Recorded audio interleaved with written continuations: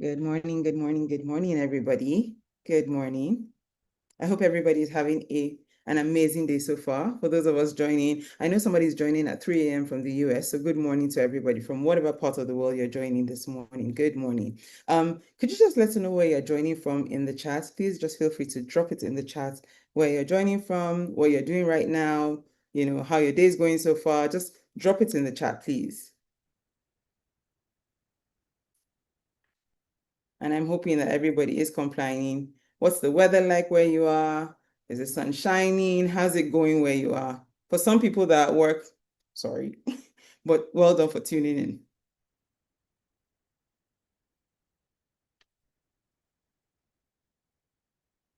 Feel free to drop anything you just feel.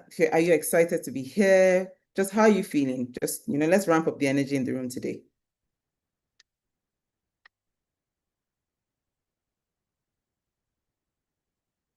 Okay, while everyone's dropping that in, good morning, everybody, and welcome to the Referral-Worthy Women Conference 2026. It's hosted by the Purple Orchid Project in partnership with the Immerse Coaching Company and EC Benedicta Institute. My name is Hanato Adeboyiga, and it's an absolute privilege to serve as your host and your compare for today's session. And like I said, please let us know where you're joining from, what time it is, what's going on in your half of the world, and let's just ramp up the energy in the room. So whether you're joining us from your office, or your home or wherever, somewhere in between, if you're in transit, we are honestly excited and just so glad that you're here.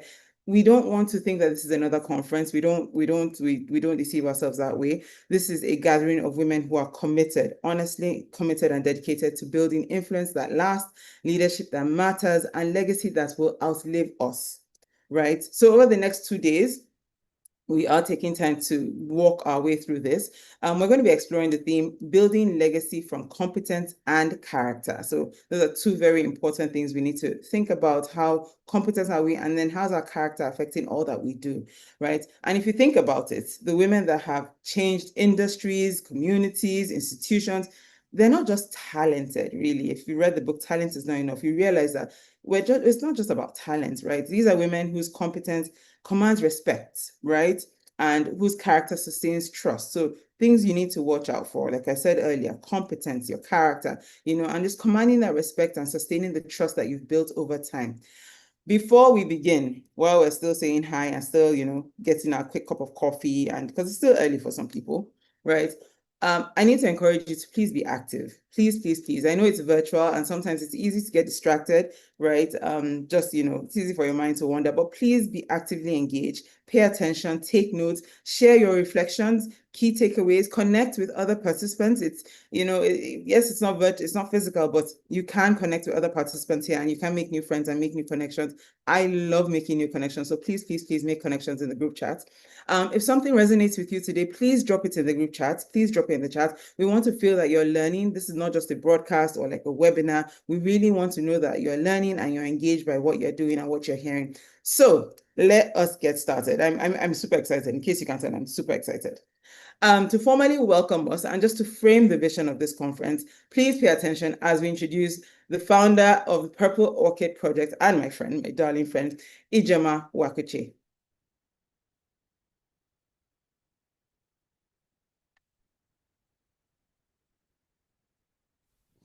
Now introducing the founder of the Purple Orchid Project and the Referral-Worthy Women Conference, Ejiro Nwakuche, is an accomplished energy strategist, business leader, and trusted advisory expert with over 2 decades of experience shaping Nigeria's energy landscape. Her career spans oil and gas, power, commercial operations, and strategic advisory, with a distinguished record of contributing to and leading multi-million-dollar gas infrastructure and energy transition initiatives. As managing director of MML Consulting, Ijoma works with organizations to unlock performance and position for growth. She partners with leadership teams to optimize resources, strengthen operational efficiency, and build investment ready enterprises, guiding businesses from strategy to execution across human capital development, operational transformation, asset optimization, and capital mobilization. Beyond the corporate arena, she is the founder of the Purple Orchid, a values driven platform dedicated to raising women of competence, character, and credibility. Women she describes as referral worthy women, or Danielas in Babylon. She is also the convener of the Referral Worthy Women Conference and author of the Referral Code. Ijoma holds an MBA from the prestigious Said Business School, University of Oxford. Through her work in business and leadership development, she is championing a powerful idea. The true influence is earned through competence, strengthened by character, and sustained by credibility. Please welcome Ijoma Nwakuche.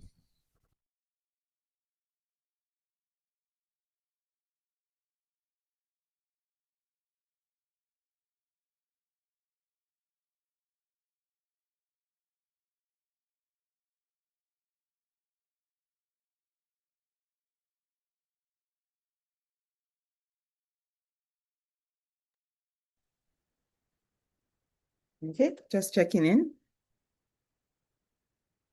Okay, while we wait for Ijoma to quickly join, let me just ask, because she's joining, we're having slight technical difficulty. Let me ask, and I'm wondering if everybody just puts in the group chat for me, what does it mean for you to be a referral-worthy woman? Or better yet, if you have a story you can share, right? Let us know what it means, or what if you've had that referral issue, or not issue, if you've had that referral example, if you've been referred in a room where you've not, you know that you were not present, you know that it wasn't there. Okay, Ijoma is here. So hi Ijoma. But still drop in the chat if you can.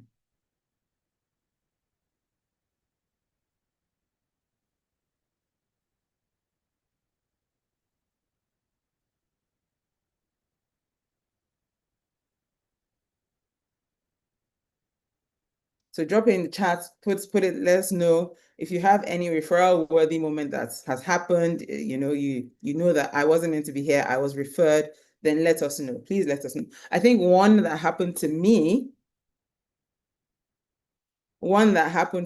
was when I was still with Oracle. I was applying for a job, same senior management, but I hadn't really thought about it that deeply. And I was referred by my mentor to the VP at Oracle. And honestly, I went into his office just thinking, all right, I'm going to go with a whole presentation and just get that done. And I remember going in with my laptop, and he said, don't worry, you came highly referred. And it was like a light bulb moment for me, the power of what a referral can do for you. And like I said earlier, it's really based on character, it's based on trust. Can you hear me? Quick, I moved my hand a bit too much. IJ, we can hear you. Business and leadership development, she is championing a powerful idea. The true influence is earned through competence, strengthened by character, and sustained by credibility. Please welcome Ijoma.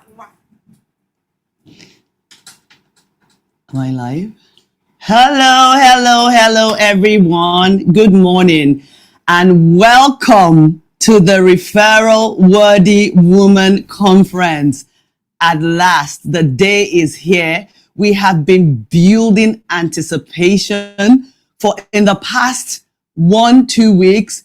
And look, I am so proud that you're here today. I commend you that you would sign up for a conference that wants to teach you about building character and competence, and then how to build legacy. It speaks a lot about who you are today. And so I want to warmly welcome you today as the convener of the conference, but on behalf of my amazing partners and collaborators, welcome. On behalf of Immerse Coaching Company, welcome. On behalf of the EC Benedicta Institute, welcome to today's conference. I hope that you're happy to be here. I want to see the excitement in the room. I want to feel it, okay? Because even though it's a virtual conference, I believe that the spirit of the things that we're going to be pouring out here today is going to be impactful to you. And so I want to feel it. So please, if you're online, let's interact. Say hello. I know Hanatu had already, sort of done a check-in. Where are you coming from? As you are logging in, tell us where you're you're logging in on from. If it's 2 a.m., 1 a.m. where you are, kudos to you. You are definitely a referral worthy woman. And I would refer you anywhere I go.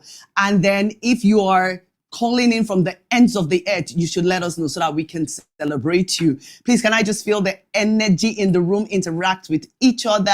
And I know that even as we are about to start, it is going to be a transformational conference. Look, I am excited.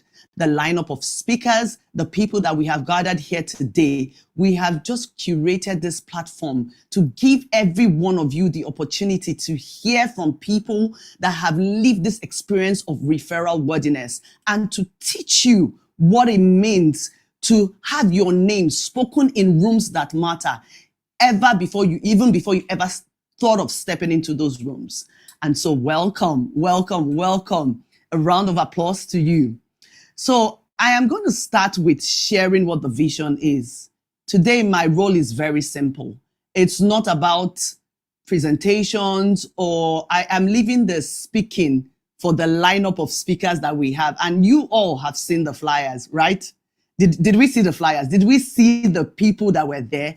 These are women of valor. These are women of virtue. These are women of capacity, competence, credibility, and character in every ramification. And look, I am super excited to be in a room with them where we are speaking together and helping to build women. Okay. So I must recognize that what spurred this on was the International Women's Day. But I am sure that by now you can tell that this is beyond the International Women's Day. It is a movement that is beyond the now. It is a movement that is beyond a season. It is a movement that is beyond a theme, give to gain. And we are going to stretch it to the very end until you become that thing that we are speaking about. And so before we start, actually, we want to commit this conference to the hands of God. And we just say, Lord, Father in heaven, take absolute control of everything that we do here. You know why? Because the Bible actually says that if a watchman watches without the Lord, he watches in vain. And if a builder builds without the Lord, he builds in vain. So we are builders here. We are trying to build community, build society, build systems, build you, build me, and we are watching out for each other. But if we do it without God, we do it in vain. So my sisters, every woman logged on here, we commit this conference to the hands of God. We say the grace of God is upon this conference, that the greatest outcome that we will take from this is lives transformed. In the name of Jesus, this is marketplace, but this is also ministry. And in your course of this season, you would see that there is no intersection, because it is one entity that has been called to show up magnificently upon the face of this earth, whether it's in the marketplace or ministry. So welcome again. As the founding visionary of the Purple Orchid Institute, it is important that I share with you today what the entire referral-worthy woman concept is about. And you see, the theme is building legacy through competence and character. What does it mean to have referral worthiness attached to you as an attribute? And these are some of the things that we will be talking about through the speakers, through the panelists, and the moderators. Everyone that comes here to speak to you today will be teaching you that. And I'm happy Hanato said you should come with your notes, with your journals, with your pens, because there are things that you need to document that you'll be referencing years to come. I want to share with you what started this whole thing. People ask me, what is this referral worthiness about? People tell me, oh, you're always talking about the referral code. What is it about? And you know what? It was something that I had lived by for many years of my life without giving it a name. But I will tell you what it was. I have a story to tell you. Please listen. I'm a bit of a storyteller. That's a bit about me. It's not in my bio, but I am a storyteller. I graduated from school in 2005. Geology, University of Port Harcourt, Nigeria, excuse me. And, in that season, what was important to me as a young girl was my ability to be the best in my career, be the best in my work. Excuse me.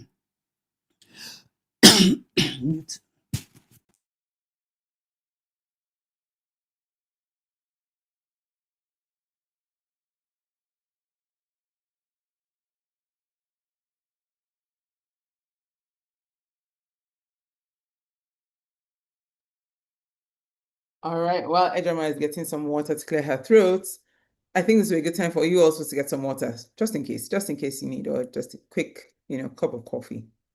And then we'll have Ejiro back right when she was getting to the good parts about being the best in your career. And that's something all of us have gone through, have learned, have taken up on, just learning to excel in whatever career space or whatever the Lord has given you, whether it's your business, whether it's a 9 to 5, or for some of us, it's our 1 to 9s, right?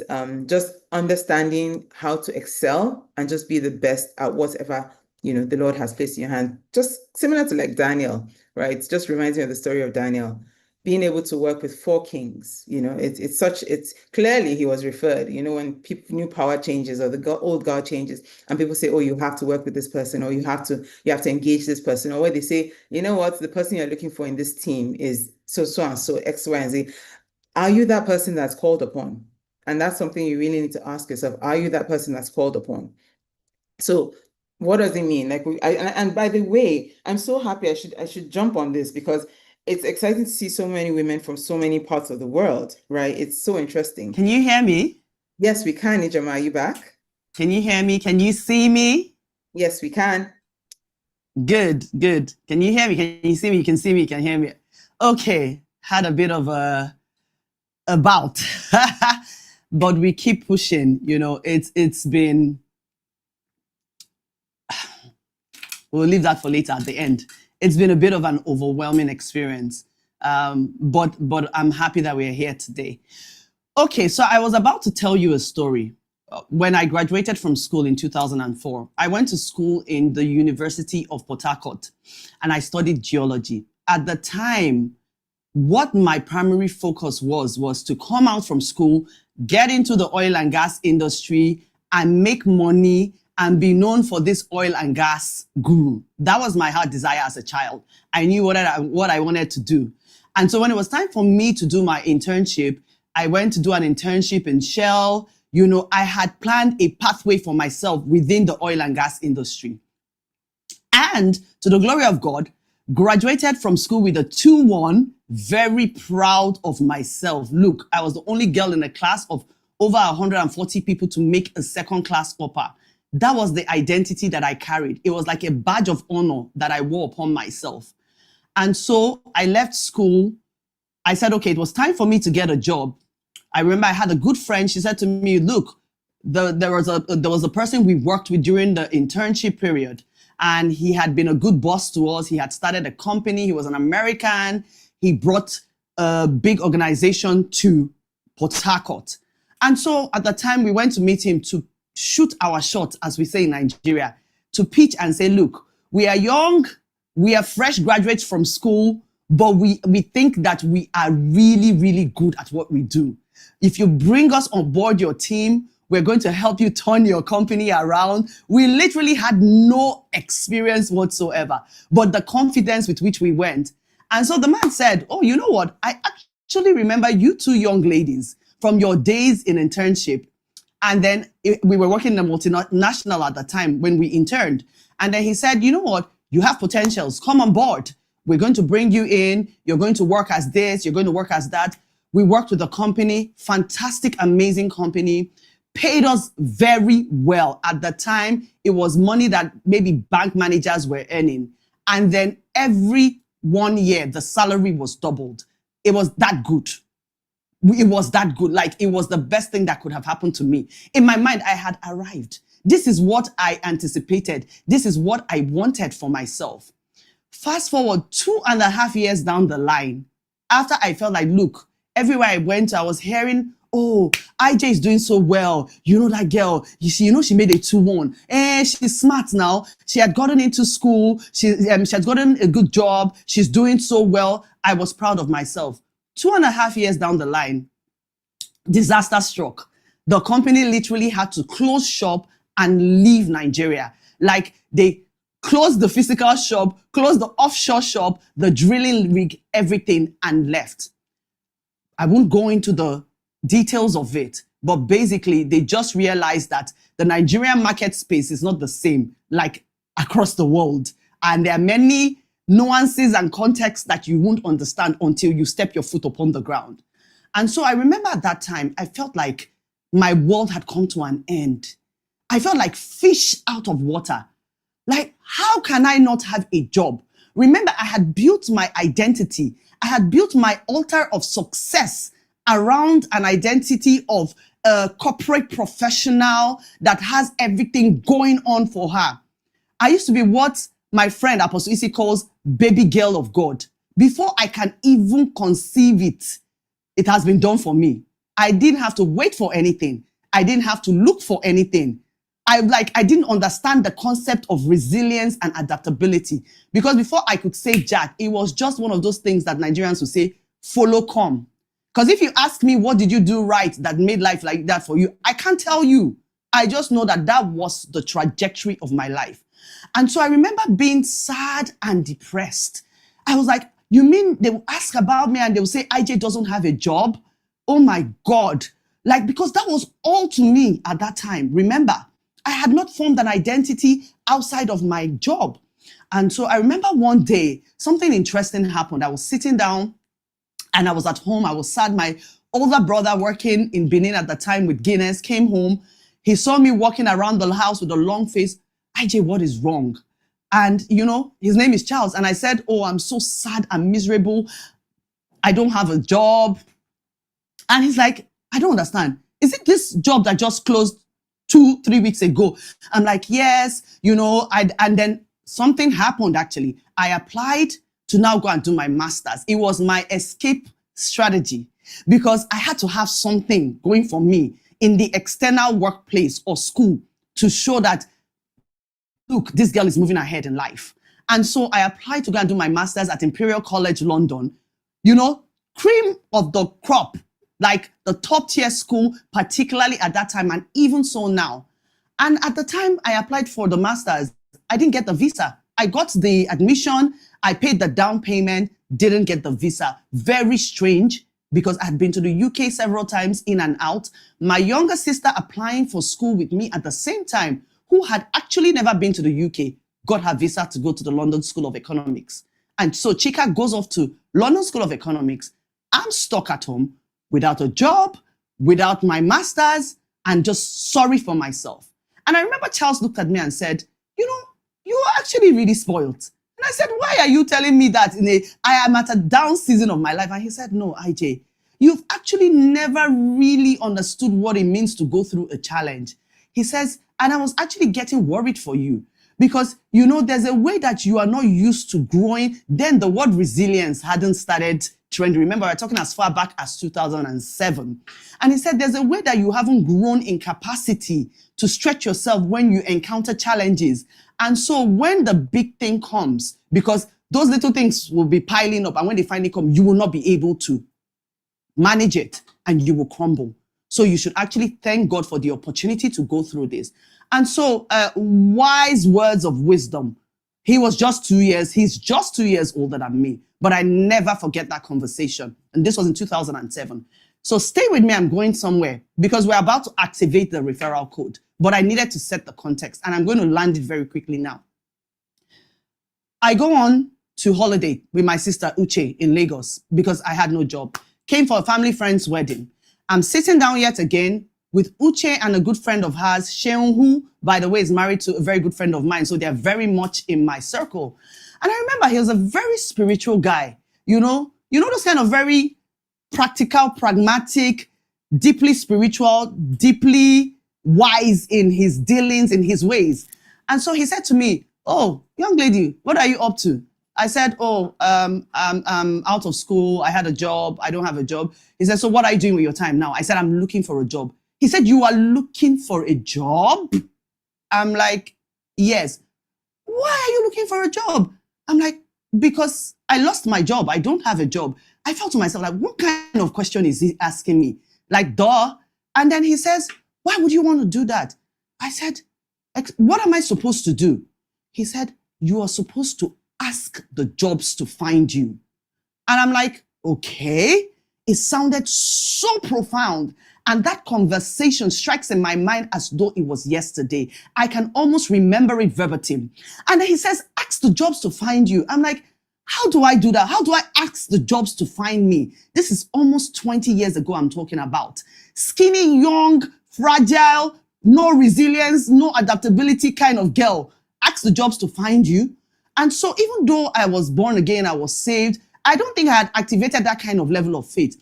And then he goes on to say something profound, which is what I'm saying to you today. He said, IJ, in this Nigeria, do you know how many million people there are? And then he threw out the numbers at the time. We weren't up to what we are now. I believe we're over 200 million now.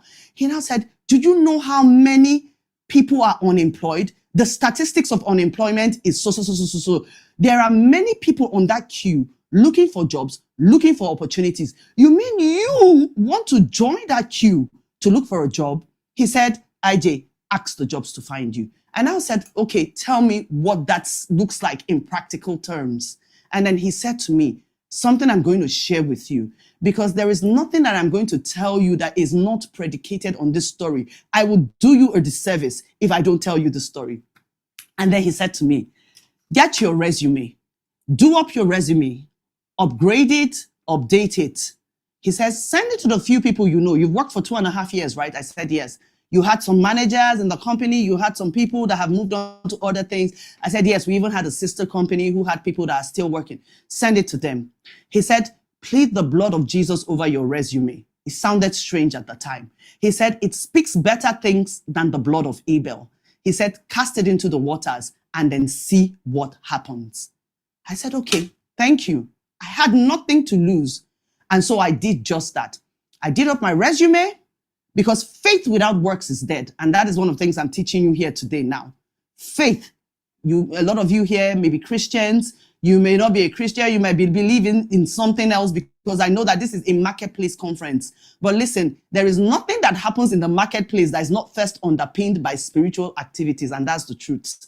If you're watching what is happening in the world since now, with the Epstein file and co, you will begin to realize that some of these people you see wearing suits, acting as world leaders, and then we call them expatriates, the professionals, they are deeply occultic in the negative part. And then you, as a Christian, you say to yourself, oh, let's not spiritualize everything. Look, the world you live in is first spiritual. You're first a spirit being, and then you are existing in a body. The body serves you as a spirit.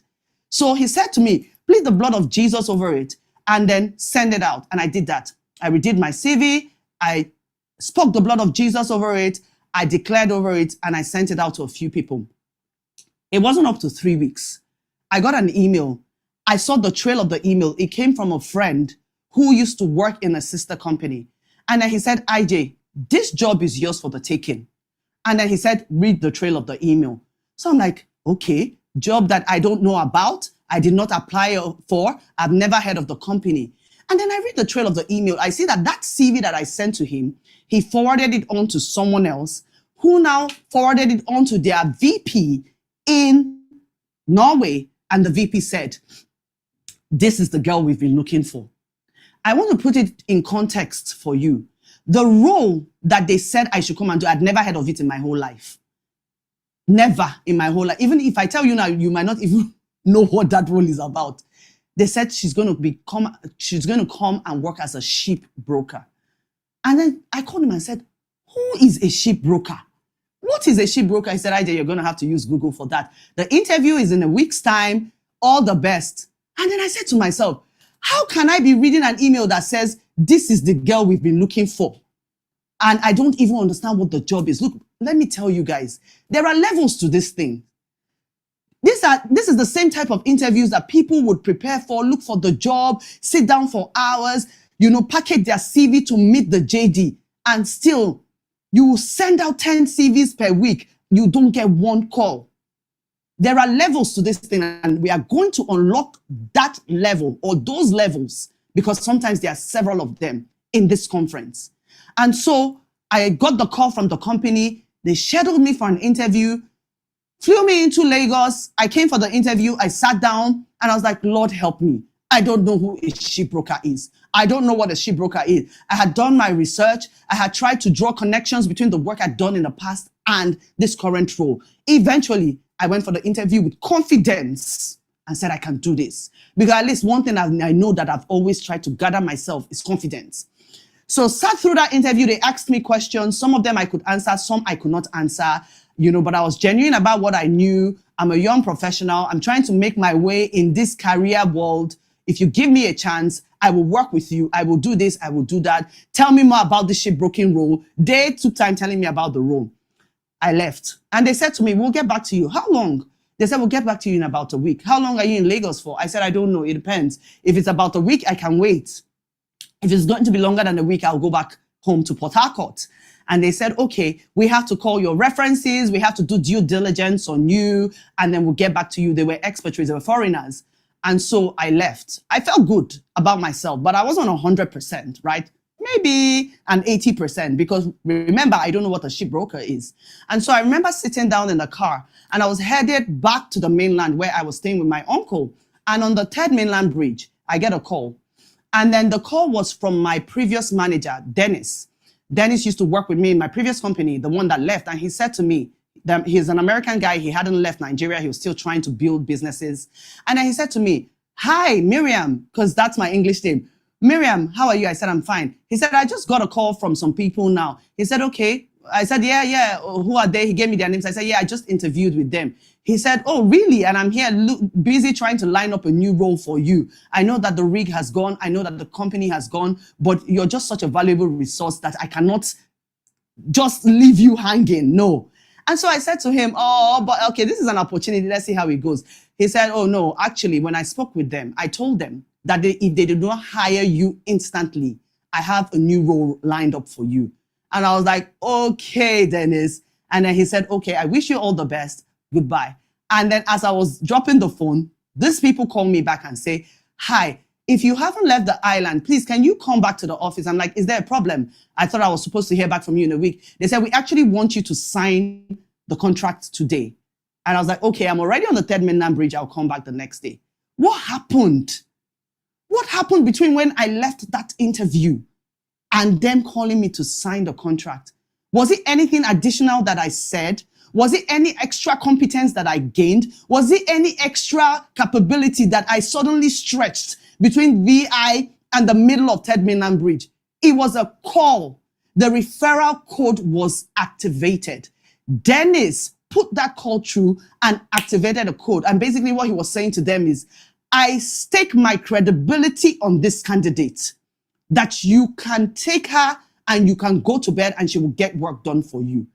And so I'm going to end this story now because I'm cognizant of time, or more like land it.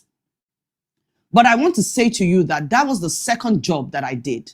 Between that job and 3 other roles that I did, I never for one day applied for a job. I never for one day worked in an organization where it was me that first put an application. I was working in something called the referral code. And let me tell you what that means. That means that organizations will call you and tell you, I want you on board. We actually do not have the role open. We do not even have a role on the organogram, but we are putting it in and we are going to get HR and executive directors to approve it because we want you on board. This is not theory. These are the stories that happened with me. I moved into a multinational on the back of this thing that I just described.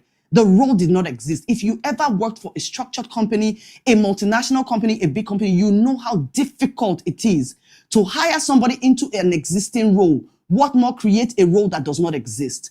That is what happened with me. I had conversations. In fact, I cannot call them interviews because most of them were like already, IJ, we want you on board. So when are you going to start? I had conversations where they were like, okay, see the titles we have here for you. 1, 2, 3. Which one resonates more with you? Okay, we didn't have this title before, but because you're coming in, we'll bring you in and put that title. Stop looking for boxes that you can fit into. There are boxes that they don't exist. You're not aware of them. Those are the things you should be looking and asking God for. Like, they will find me. Do you know that you can run after things you know that they exist, but there are things that don't exist that you are not aware of. Opportunities. They have to find you. I have one of such story with my Oxford journey, and I will share more of that tomorrow. But job after job, it was one call after the other. We heard about you. We saw your resume. Someone spoke about you, your competence and your character. Please come. We want to have a conversation with you. There is something I want to say before I land this. You can have all of this happening to you, and then you take it for granted. Because sometimes we take our experiences and our encounters for granted. It just became a thing for me. It was normalized in my life. I know they look for work, they find me. Do you understand? That was what I was born into early in my career. But you see, you have to have people speaking to you. There are two remarkable things that happened. I was in a visioning session of my life where I began to understand that my personality and who I am, my identity is more than just my job, more than the company brand that I work for. And so I was on this journey, coaching, speaking. I had solid women. I had a sisterhood of women around me. Some of them, you will even meet them today on the call. There was Bralade, Chombra, Chrissy, Ebiere, Ala. And then I remember in one of those calls, Bralade said to me, and she's one of the speakers for our session, she said to me, IJ, how are you able to move from job to job? And what is the trick? How do you apply? How do you find the roles? Because I see that one role is bigger and better than the others. In Nigeria, where we have plenty of people looking for jobs, my sisters, my cousins, all of that. And then I remember saying to her, no, I don't look for the jobs though. I've never had to submit a CV. The jobs find me. And she's like, what? How do you do that? How did you do that? I said, it's God. It's the grace of God. And it is the grace of God. And it was the grace of God. And it is God till tomorrow. But you know, she said something. She said, IJ, I know I can see the visible hand of God upon your life. I can see favor upon you and I can see the grace of God upon you. But IJ, you will do the people a disservice if you are not able to sit down and ask, what are those things that I'm doing right that is enabling the grace of God to propel me from one role to the other, from one opportunity to the other? And then she said, no, you have to do it. Because if not, you will not be able to serve the generation after you. You will not be able to serve the communities you've been called to. And so I had to do what I said, what I call make a careful exploration of your life. And I sat down and I said, saying, okay, what are the things I do right? Surely I must be doing something right. It cannot be just fine face. There are many fine girls all around, you know. And so I started to write them down. And I started to call some of my past bosses.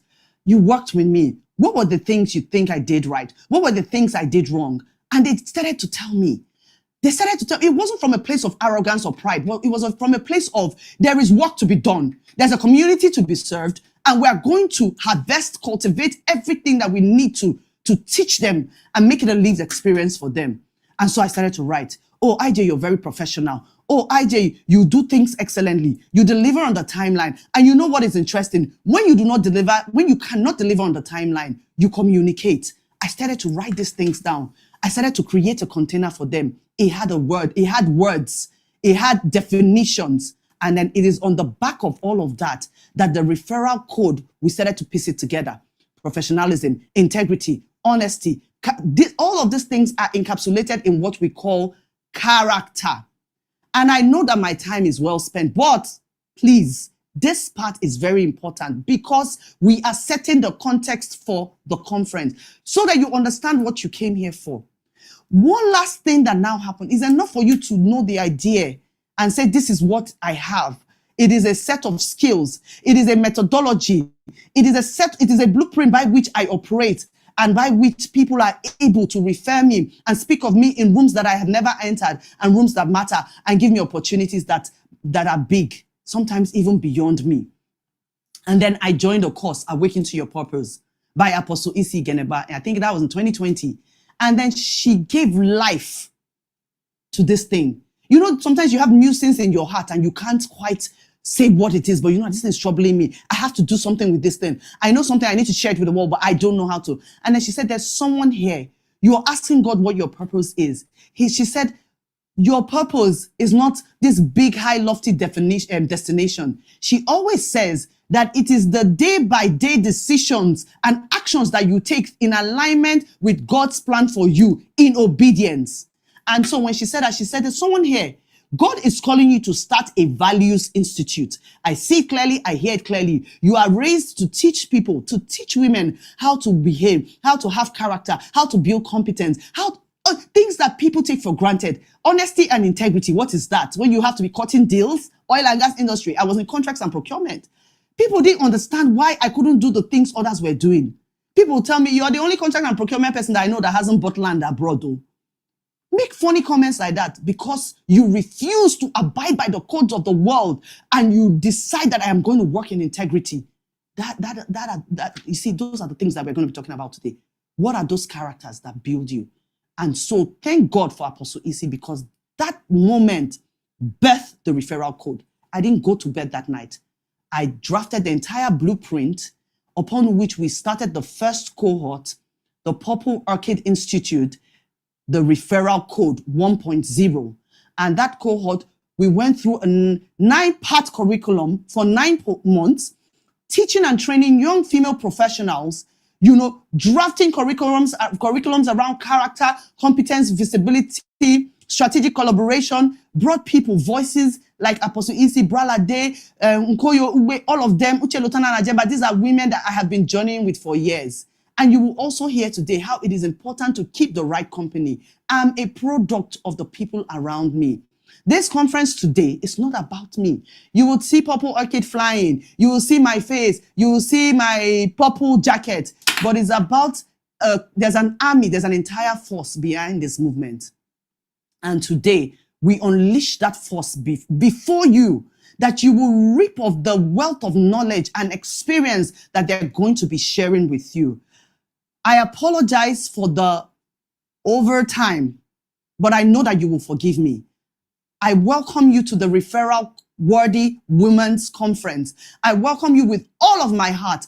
And I say to you today that every experience that I have had, you would have experiences that exceed it, and that you will have opportunities that will come looking for you. Your name will be called in rooms that you've never been into, and you will have opportunities that you never thought you could attain. And that is my heart desire for you today, in the name of Jesus. And by the power of God, you would come into that alignment. Welcome, welcome, and thank you very much for your time today. More to come. Thank you. Thank you so much, Ijoma. Thank you, thank you, thank you. Oh my goodness. There are levels to this thing, though, ladies. And the few gentlemen that are brave enough to join us. There are levels to this thing. Now, let me see. Who took notes? I'm looking at the YouTube chat and I'm thinking, okay, who's taking notes here? Who took notes? Did you hear what she said? Build capacity to stretch yourself so that when the challenges happen, you're ready. Build resilience. Build capacity to stretch yourself. Ask the jobs to find you. So let me ask now on the group in the group chat, is anybody here looking for a job, whether a new job, you're in transition, you are looking to get promoted? Show of hands. Let's see. Show of hands if you're looking for a new job, you're trying to get promoted, you're in transition, you're looking at a career switch, whatever it is. Let's see. Let's see. And did you hear what she said? Take your CV, work on it, right? Plead the blood of Jesus over it and send it out. So there's a part you play, and then there's a part that Grace will play. Did you hear what she said? The referral code was activated when somebody stakes their credibility on you. Now ask yourself, can somebody stake their credibility on me? And that's a question you really need to ask yourself. Can somebody honestly stick out their neck for me? Forget even a new job. Can your sponsor stick out their neck for? Can your mentor stick out their neck for you? You really need to start asking yourself those kind of questions, right? Do an exploration of your life. I'm probably going to come and meet you because I need to do a new exploration of my life and ask myself, what do I do right? You ask yourself these things once in a while, but you really need to understand it better and understand it deeper. And the last thing I want to say, is it the last thing? No, second to the last thing I need to say. Get learning, get understanding. Did you hear her say she did a course? Some of you, the university certificate degree, you left uni with, that's all you have. And then you want us to stick out our necks for you, or you want somebody to stick out their neck for you. It doesn't work that way. get understanding, get degrees. In this small, how many minutes Ijoma dropped, how many schools, Oxford, these, get understanding, take a course. And finally, the company you keep, you need new friends. I've been saying this thing all year. You need new friends. So look at the people around you. Are they successful? Are they worth the effort? And I'm not saying you should snub your old friends, but you really need to evaluate the company you keep, because that will show you how far you're going to go. Okay? Right. I'm so happy that even before IJ came on, I was looking at where everybody's joining from, because I'd asked people to kind of put where they're joining from. We have people from London. We have somebody from Amarachi joining from Australia. Only God knows what time. What time is it in Australia, Amarachi? Right? Ibadan, Texas. It was 4 a.m. a few minutes ago. We have somebody from Tokyo. We have Uganda, Vancouver, Savannah, Georgia, Scotland, Ghana, Cape Town, Buffalo, Valencia, Spain, Cameroon, and obviously all of us here in Nigeria. Thank you. And I think it just speaks to the fact that women are hungry for what next, right? And the fact that this is resonating around the world, right? So very happy about the number of women joining. So if not that, I'm very excited to hear the rest of our speakers. IJ did a really good job. So we forgive her for going over time. I forgive her for going over time. But I assure you that the next speaker is somebody that you want to listen to. So if you know someone that is not on right now, this is the good time. This is the best time for you to go and call that person, because our next speaker is amazing. She's the one that I did took the course Awakening Your Purpose with, and it seems as though I might have to go and look at that course again, right, and consider it, right? But the next speaker is amazing. So, like I said, if you know someone that hasn't joined, please go invite the person, drag the person by fire or by force. They need to hear, because she's going to be speaking on the Dominion Mandate, advancing influence through competence and conviction. Let me say it again, because some things need to settle. The Dominion Mandate. So there is a mandate on you to advance influence through competence and conviction. We're going to listen to her pre-recorded bio, but please be ready, take notes, and just open your mind, open your minds, open your hearts. And we're going to play the introduction for Apostle Isi Igbenegba.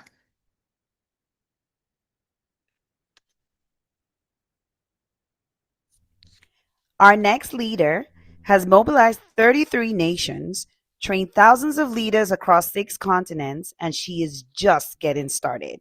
Apostle Isi Igbenegba is an apostolic leader, nation builder, business strategist, and author whose influence spans faith, governance, and women's empowerment across Africa and beyond. Founder of the People of Influence Network, active in 12 countries, and the Isi Benedicta Institute, she has trained thousands of leaders across 6 continents. Her NGO, Deborah's Impact Projects Africa, has reached over 10,000 women across 8 plus nations. Director of Strategy at Strom Global Services, she also led the mobilization of 33 African nations under the A Million Women Initiative in 2024, earning global recognition as its most effective mobilizer. Please join me in welcoming Apostle Isi Igbenegba.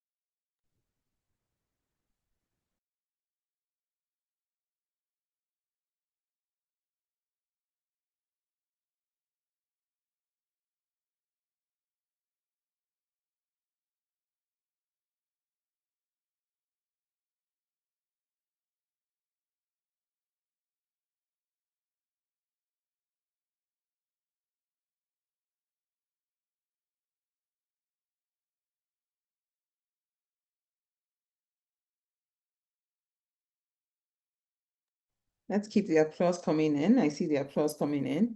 And I see more people now saying where they're joining from while we wait for PI to join. Let's make her feel welcome. Hello to the people joining us from Zambia.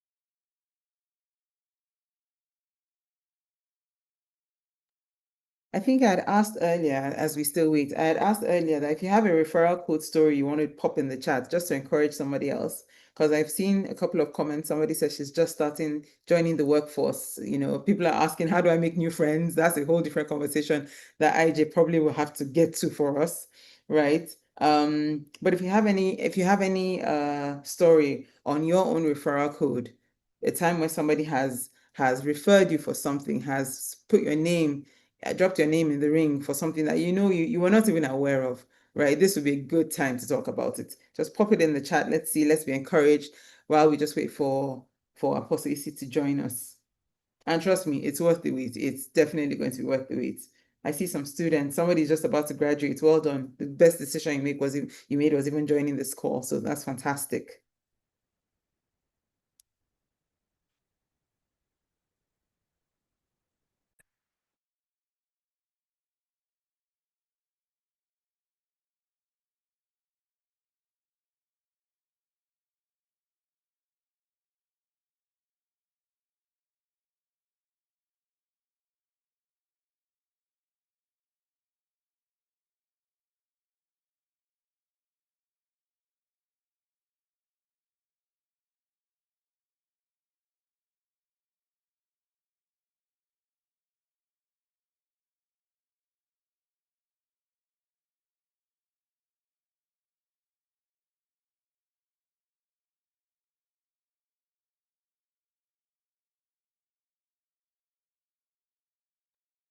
Okay, seems like we're still waiting a bit. Let me ask you, and I need everybody to put it in the group chat as well. When you saw the flyer for the conference, for the referral code conference, when you saw that it struck out, it jumped out at you, what were your expectations? So for those of you that have joined, thank you. But what are your expectations? What do you really want to learn? What's pressing right now? What made you think, you know what, this conference just might help you? So what exactly do you want to learn? Just so that we kind of feel we join and support you, and we know that everybody is in this together. But what makes you, what did you want to learn? What are your expectations here? I see a lot of people saying that they just finished school, they're done serving, they're looking for a job, but now they're going to ask the jobs to find them. That's brilliant. That's brilliant. You ask the jobs to find you, ask the promotion to find you, ask whatever it is, ask your customers to find you. For those of you that are business owners, ask your customers to find you.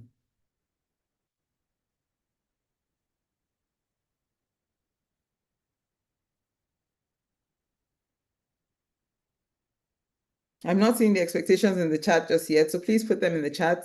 Let me know that you are expectant, you came hungry.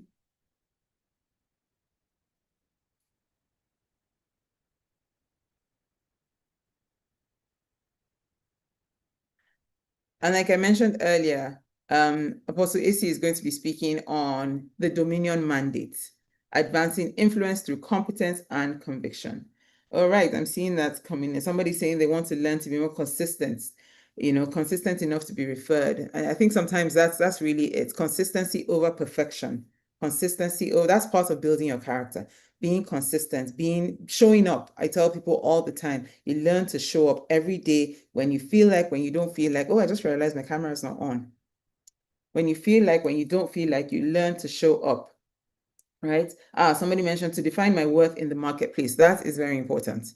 Very important. We live in a world where everything is speaking, everything. There's so many voices, there's so many everything's speaking against you. So you need to learn to define yourself and define your place in the marketplace so that people know what you represent and what you stand for, the values you have, what makes up your character, what can you do, what can you not do, what can they bring to you. If you're in procurement, do they know that they can bring something that you're going to use to buy land abroad with? Can they bring that kind of thing to bribe you, and will you fall? Do people know that? So it's very important that you learn to define what you stand for and your values. Let's see what else.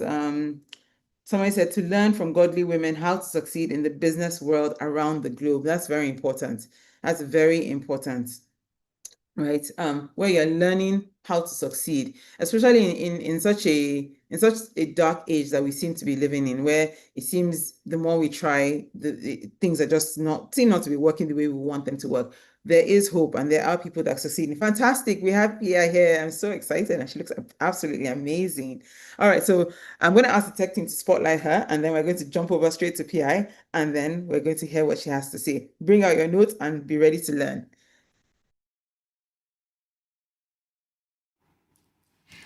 Hello, everyone. Hello. It is good to be here. I am super excited. Thank you so much for doing such an amazing job. I would like to thank the lead of the Purple Orchid Institute, our dear Mrs. Ijoma Wakuche, for putting this together and for extending an invitation to me. Thank you so much. I am glad to be part of this conference, to just be surrounded by awesome and amazing women that will be speaking through the next 2 days. I know that God set this up specifically, to shift a generation and to move us into the next season of our lives and the manifestation of His will for us. I celebrate Ijoma Wakuche for putting this together, and even all the speakers, for those that I will get the honor of listening to, and for those that I may not be able to listen to. Thank you so much. Well done in all that you're doing, and the amazing team that put this together. I salute you all. God bless you. God bless you. And if you are here and you know someone who should be on this Zoom call right now, I want you to just take a minute to quickly send them a message and say, hey, guys, we're at the Purple Orchid Institute. It's time. I am teaching you for the next 30 minutes. I'm going to be teaching you about the Dominion Mandate, advancing influence through competence and conviction. Advancing influence through competence and conviction. Because I thank the Institute for actually giving me this topic, because I often get asked, oh, Apostle, how do you do these things that you do? We see that you're in different nations, you're sitting with different people. I get asked questions about influence. I get asked questions about authority, and dominion. And many times I struggle to explain the very things that make you a person of influence. And sometimes when I do find the words for it, I find out that it's not sitting very well in the hearts of people, because what they are expecting to hear are, technical terms and, technical things about, oh, if you do these 5 things, then you're going to arrive at influence. If you do these 4 things. But sometimes it's not the wisdom of men that actually gets you the promotion of God. It is actually the wisdom of God that opens the promotion that can come from God to you. And so I'm hoping that in the next 30 minutes, I can teach somebody how to actually advance influence through competence and convictions. So get your books ready, invite your friends, your family, send them the YouTube link, tell them to join this live session, and, let's go on this journey together. Thank you. So, from the pages of scriptures, Genesis 1:26-28, that is where we see the command of dominion given to us by God. This is where God begins to speak to us and tell us to be fruitful, multiply, fill the earth, have dominion, and subdue it. All the command about dominion we get from Genesis 1:26-28. But the thing about dominion is that dominion without competence is actually presumption. And that's where a lot of Christians are at. A lot of Christians are presumptuous about what they believe they deserve. A lot of people are presumptuous about what they believe that their education and their training can give to them. But you see, the thing is, conviction without excellence is just merely noise. And I tell people that it is not the person that makes the most noise that has the greatest advantage. You are only pulling attention to yourself.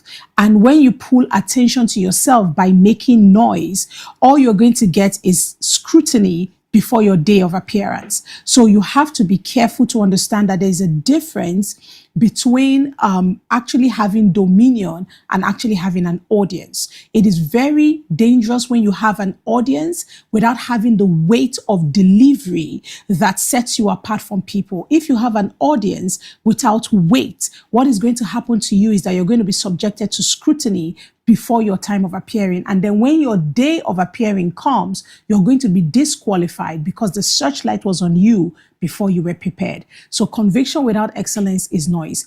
Now, so the dominion mandate is not just a spiritual posture. It's not like, oh, God says have dominion and that's it.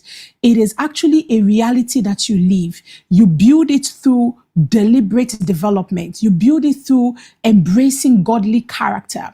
And there's one thing that you also need to have if you're going to be a woman or a person of dominion. You need to have the courage to occupy territories and every sphere that God gives to you. I found out that many people are great at being dreamers. Many people are great at, receiving inspiration from God, but not many people have courage to implement the things that God says to them. So dominion is not a theological concept that you admire from a distance or you preach about on a pulpit. It is actually a reality that needs to be possessed. And many of us are not actually ready for possession because somewhere along the lines of culture, tradition, we have been beat down, we have been put down. Many women have been told, these are the lines you don't cross. This is how far you go. It's a man's world. All of these things have been reiterated consistently in our minds, and it has limited our capacity to develop. So today I want to speak to you about 5 foundational pillars through which you can actually advance your dominion mandate, just that nature of dominion in itself. So part of the things I'm going to talk to you about is the nature of dominion, the role of competence when it comes to dominion, the power of conviction, which is my best. Oh, it is my best. The Bible says, as a man thinketh in his heart, so is he. Not so will he be. So is he. If a man thinks he's a king, then he is a king. He may not have a physical throne, but all the attributes of kingship and the benefits of kingship will flow towards him. So we'll talk about the power of conviction. I'll also talk to you about the sphere of influence and the character that is required to sustain what is gained. Many people easily gain entrance into rooms, and talking about the referral code, I need you to understand that I will never refer a person that I don't believe is ready for dominion. You see, it is one thing to be referred. It is another thing to maximize your referral. It is one thing to want to be referred, but it's another thing to be referral worthy. And I found out that many people are not referral worthy. Many people are actually going to be what takes away the integrity of your name from you if you refer them. So you want to ask yourself, am I actually referral worthy? Am I the kind of person that the cupbearer will say to Pharaoh, Joseph is the man that you should talk to? And then when Joseph stands in front of Pharaoh, Joseph is like, oh my gosh, Pharaoh, your throne is so beautiful. Like, is that gold? Ooh, gold. And Joseph is like, I'm just going to take one bar real quickly because, I may be going back to prison. I'm going to use this one to sort out myself when I get to prison. Like, is that the kind of person you are? Or have you put a knife to your throat? Have you learned to circumcise your desires? Are you truly referral worthy? When Joseph showed up before the king, the Bible says he cleaned up himself. It says that he shaved his beard. He came ready to deliver a word. Now, are you referral ready? This is part of the dominion mandate. So, like I said, referral code goes both ways. You want to be referred, but do you also have leverage to refer other people? Very important. Now, I found out that the people who are quick to refer me are usually the people who I have referred in the past, or the people who know that if I refer them, it's going to give them leverage in certain places or territories. So you have to understand that the weight of referral is dependent on what you also carry. The rate of referral is also dependent on the rate at which you refer others. So this is not a selfish thing that we are talking about here. Dominion swings both ways. You have to ask yourself, do I have dominion so that I can gain dominion from other people's referral? If you have nothing to bring to the table, then you should not expect the table to service you. So these are part of the things you have to understand about dominion and the referral code. Now, so the first thing I said is understanding dominion in itself. The first thing you want to understand about dominion is that dominion it comes from a Hebrew word, which is the word radar. And radar means to rule, to tread down, to have authority over a thing. So dominion is not passive. Dominion is actually active. It is active governance. So I found out that, so all morning, I have been up all morning. I slept at about 2. I'm not proud of it. I was up at 5 to pray and to get into a very critical meeting. And this critical meeting is because people are on different time zones, and they're like, I knew the meeting had to be held, but they're like, oh man, I'm going into this. I'm meeting with this governor of this. I'm sorry, Apostle, I can't do this time. This one is like, I'm meeting with this. And I said to them, what time would work? Would 6 a.m. West African time work for you guys? And everybody in different parts of the world are like, yes, perfect. And one person said, but are you going to get up to do a 6 a.m. meeting? I was like, you bet I'm going to get up to do a 6 a.m. meeting that is of profit to me and to the kingdom of God. And so I was like, I'll see you guys at 6 a.m. Just send me a link. And I got up at 6. Look, if I can get up at 4 a.m. to pray, then I can get up at 6 to have a business meeting. And I got up at 6. All these people are in this meeting, and we're having our conversations, about what next, what to do. And in the midst of having this conversation, in as much as they know that, oh, this is an apostle of the gospel of Christ, they also respect the things I'm bringing to the table in terms of, this is how I believe we should move forward with this. This is how I think we should think about the money, the funding, the this and the that. And the conversation ends with me saying, you know what, if there is an opportunity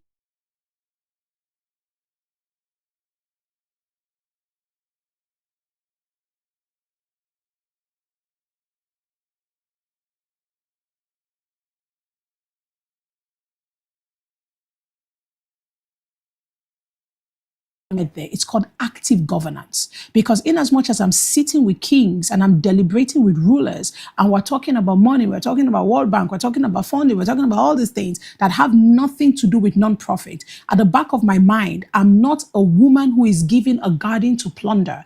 I'm a woman who is given a garden to tend to. So I will tend the garden by making sure that the cities, the nations, and the communities benefit from whatever comes to my table. Now, it is called active governance. The reason why many people do not actively govern is because they are selfishly trying to gather for themselves. And a person that is self-centered and selfish can never have dominion, because dominion is given to you and dominion is exerted through you by the hand of God when God knows that you think generationally, you think regionally, you think about locations, people, spaces. You are not considering profit to yourself and yourself alone.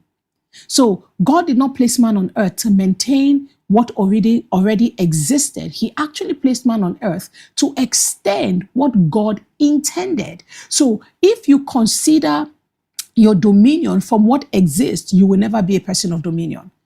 A person of dominion is a person that says, thy will be done on earth as it is in heaven. You don't take bearing from the earth, you take bearing from heaven. The earth is your canvas. The heavens give you your supply of paint and brush. You will never be able to actively exercise dominion on the earth if you consider the resource of the earth as what determines what you can do. So I don't live out of the resourcefulness of the earth. I live out of the abundance of heaven. My confidence is not a product of my qualifications on earth. My confidence is a product of the abundance of God. This is how you have dominion. So like I said, I want to tell you about the true meaning of dominion. So the mandate of dominion is threefold. Be fruitful, which means actually produce something. You cannot have dominion and have influence that comes from dominion if you are not a manufacturer. Now, God introduced himself to us in Genesis 1. In the beginning, God created the heavens and the earth. There is nobody that manufactures that is not referral worthy. Because when you manufacture, what you are doing is that you are providing what people need. You have created a system and a structure to produce the resources that multiple generations need to survive. Manufacturers are naturally referral worthy. Now, they may not like you. So when you think of the referral code, many people are thinking about, oh, maybe being liked, being appreciated. Listen, I have had to refer people and have technical partners that I don't necessarily like. But because they have competence, but because they have capacity, but because they deliver on projects, I will refer them. I will refer them before I refer a tongue-speaking, fire-breathing believer that will be a poor deliverer. I will refer a manufacturer of excellence before I will refer a believer that is constantly failing.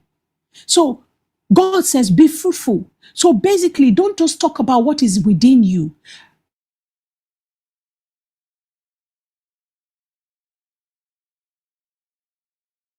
Given me the capacity to articulate. He has given me the ability to distill inspiration.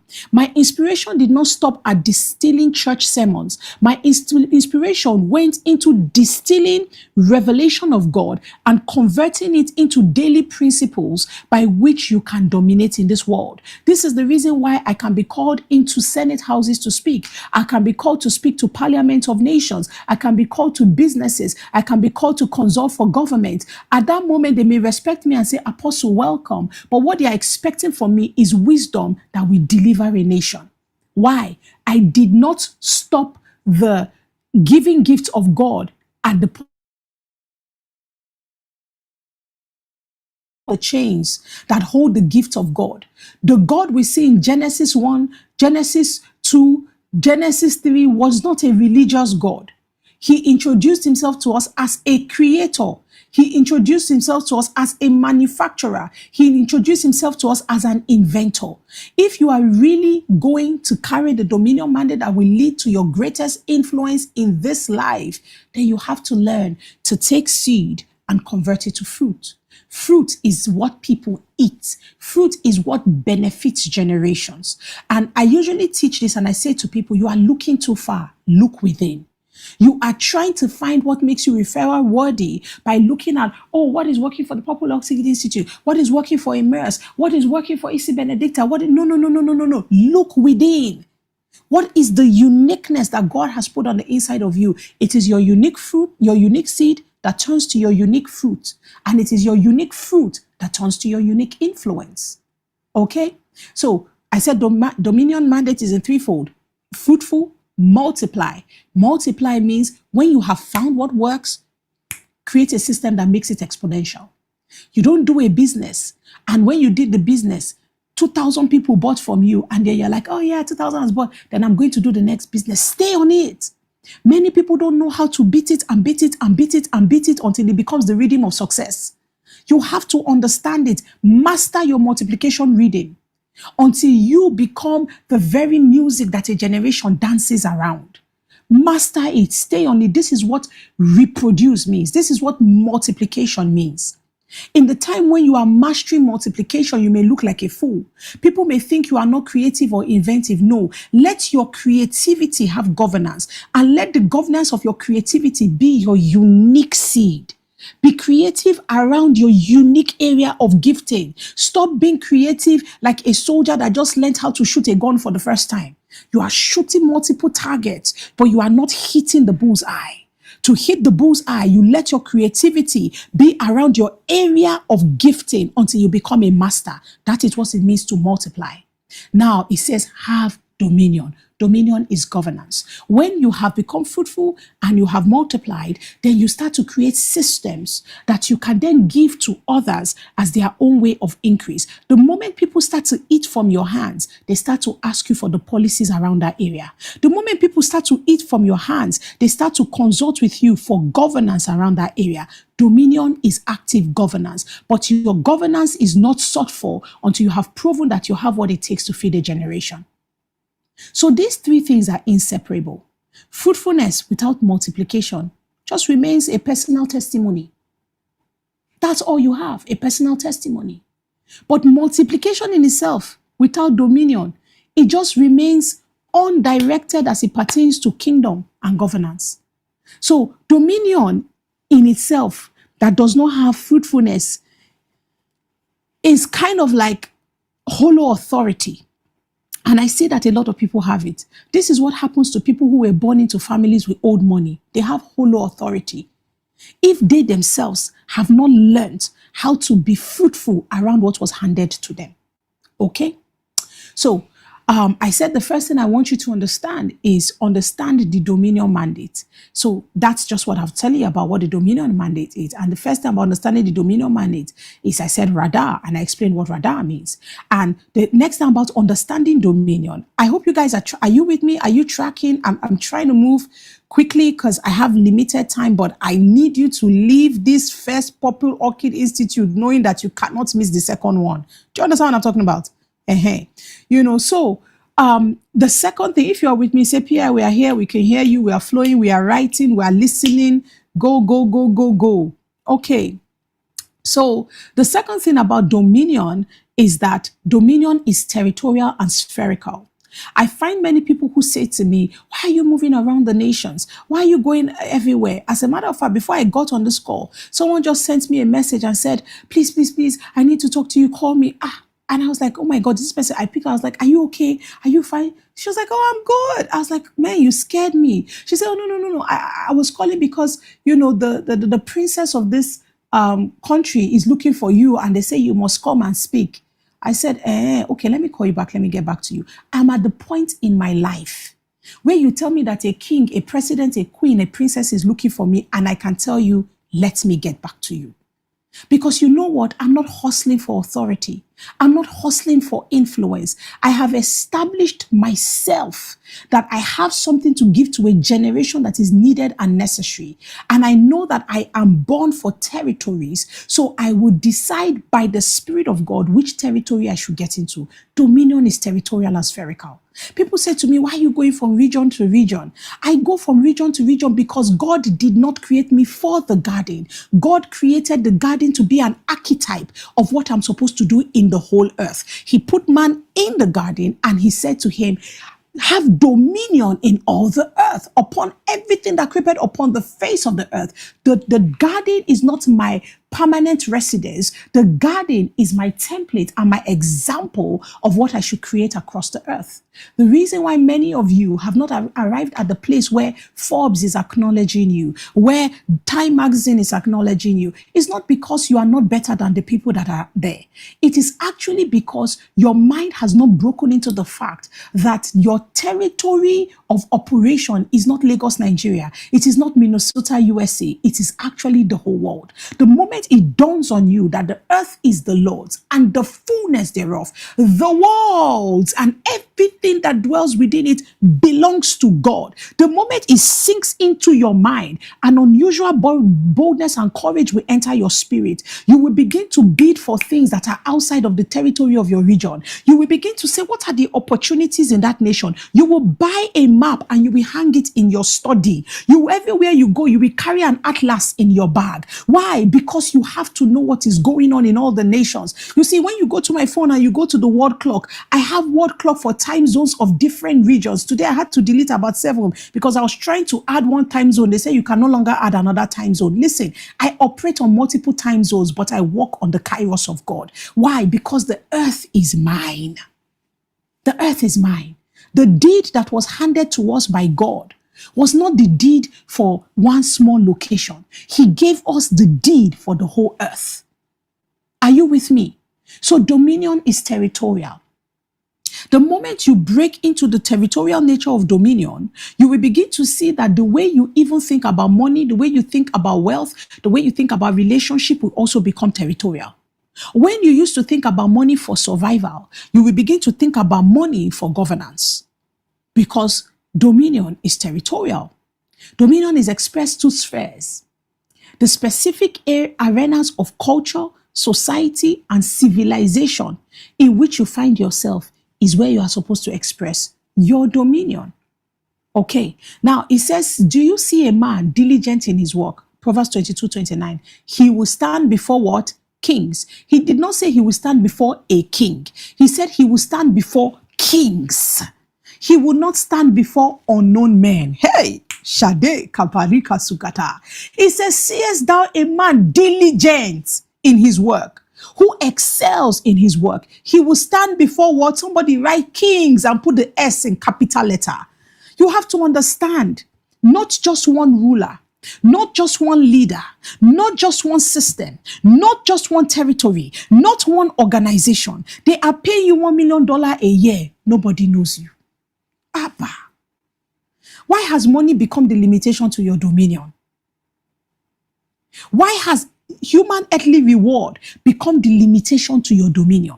Do you know there are people who have dominion and influence, but they don't have the kind of money that you have? But I guarantee you, the moment you master dominion, money will flow to you.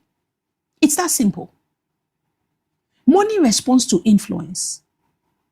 There are people who call me and say, Apostle, there's this for this, there's this bid for this. Do you know somebody who calls? Sometimes when I hear the call, I'm like, why would you even imagine? But they see she has a network across the world.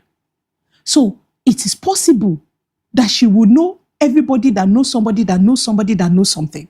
So let me call her to ask. So there are certain deals that land on my table first before it lands on the tables of CEOs and MDs that have spent years building expertise in those areas. Why? It's called the power of influence and connectivity. The referral code gravitates towards men of dominion. The referral code gravitates towards women of mastery. It says, seest thou a man diligent, excelling in his work, he will stand before multiple leaders. He says he will not stand before unknown men. I am not speaking down on people that are unknown, but I need you to understand that part of the referral code is that somebody that knows somebody can say to somebody that I know her. That's how it works. So unknown men cannot help you in the referral code. It is known men that refer you in places where you are honored. There are multiple things. I'm actually doing a series of teaching called The Inside Man. When you find it on YouTube, please watch it. I'm teaching people about how to maximize the influence that comes from people who are planted in systems and places, and how one word from a cupbearer can take you from prison to palace in one day. That's the referral code. So when you hear Proverbs 22:29, it is not merely about career advancement. Seest thou a man diligent in his business? It is a dominion principle. Excellence opens gates. Competence grants access. The person who masters their sphere does not need to beg for a seat at the table. They are summoned to the table. Do you understand what I'm talking about? So the third meaning of dominion is that the dominion mandate requires occupation. So to occupy is actually to be present, to be active, and to be governing. Many of us want to be referred, but we have no occupation. So this is to tell you that the referral code does not work on being liked. It does not work on being beautiful. It does not work on being the slayest of the slay queens, because many people think that image is enough. Image does not give you dominion. Image and likeness is what equals to dominion. Image is your presentation. Likeness is your competency. So the dominion mandate requires occupation. And you cannot say you have an occupation if you're not occupying an area. Your occupation is your consistent work that you do in the area that you are occupying.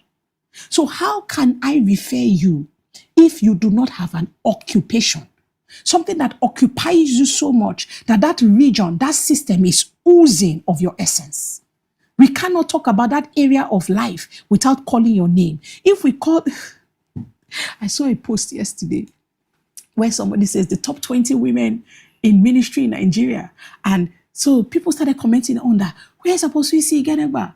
Where is DDK? Where's Apostle Isi? This list is not complete without it. And the people say, so the thing replied and said, who is she? Well, we celebrate her work, but she did not make it. Maybe next time she can make the top 20 list. I had a good laugh. Somebody has said, Apostle, this list is not complete with Apostle. He said, so who should we remove to put her? I said, Nigeria will not kill me. But guess what? It is okay. I don't need that list. I have a space that I occupy. And those that know and those that need the space of my occupation will look for me. Does that make any sense to you? The referral code is all about occupation. So to occupy is to be present, is to be active and governing. Jesus' instruction to us when he was living was what? Occupy till I come. Have an occupation. Do you understand? It says occupy till I come. So if you are on this course or you are listening in this conference and you don't have an occupation, you are violating God's command. You are not referral worthy if you don't have an occupation. So it was given within the context of stewardship and trade. Occupy. Stewardship and trade. Multiply what you have. What do you have to give? So even the person that refers you, because there's an operational model around the referral code. Part of the operational model is that you are referral worthy, is that you have a ready brief to present when you are called, is that you have the presentation and the manner of appearance that gives you honor when you show up. But also part of the referral code, it is the code of reward. Many of you want to be referred, but you have never rewarded the people who referred you. People may not necessarily refer you because they want something from you, but they are watching to see, where are the 9? Where are the 9 that will come back and say, thank you for speaking my name in that room? Now that I have this opportunity, I want you to have 5% of it because you referred me. Thank you. Many of us have, in our selfishness and self-centeredness, we have branded thank you as bribery. Those are two different things. Two completely different things. I can guarantee you that the ones who know how to come back and say thank you are often the ones that are consistently remembered when there is now another season for referral. Okay? So you need to have an occupation if you are going to have the Dominion mandate. Now, I think I have just 5 minutes to go, and I'm going to wrap this up quickly, and I will not explain too critically anymore. So remember, I told you that there are 5 things about that I was going to say to you about this whole Dominion mandate and, influence, advancing influence through competence and conviction. So I said the first thing is understanding Dominion, and that's what I've been doing, trying to help you understand Dominion. The second thing is competence is the language of Dominion. So you cannot have, if you don't have competence, you cannot have influence. And if you don't have influence, you cannot say you're a person of dominion. Okay? So competence is the language of dominion. Write it down. Competence is the language of dominion. I meet too many Christians who are not competent. I meet too many women who want to hide behind their femininity and make it an excuse for a lack of competence. You may be pretty, you may have a long hair. The men may like you, but they will never refer you because you never deliver. On the level of authority and governance, people are looking for people who deliver, not for pretty faces in the room. Okay? So you don't want to be called on the table simply because you were the female. There's a quota for femininity that has to be on that table, and that's why you are there. No. Be on a table because they had no other option but to put you there because of the value you bring to the table.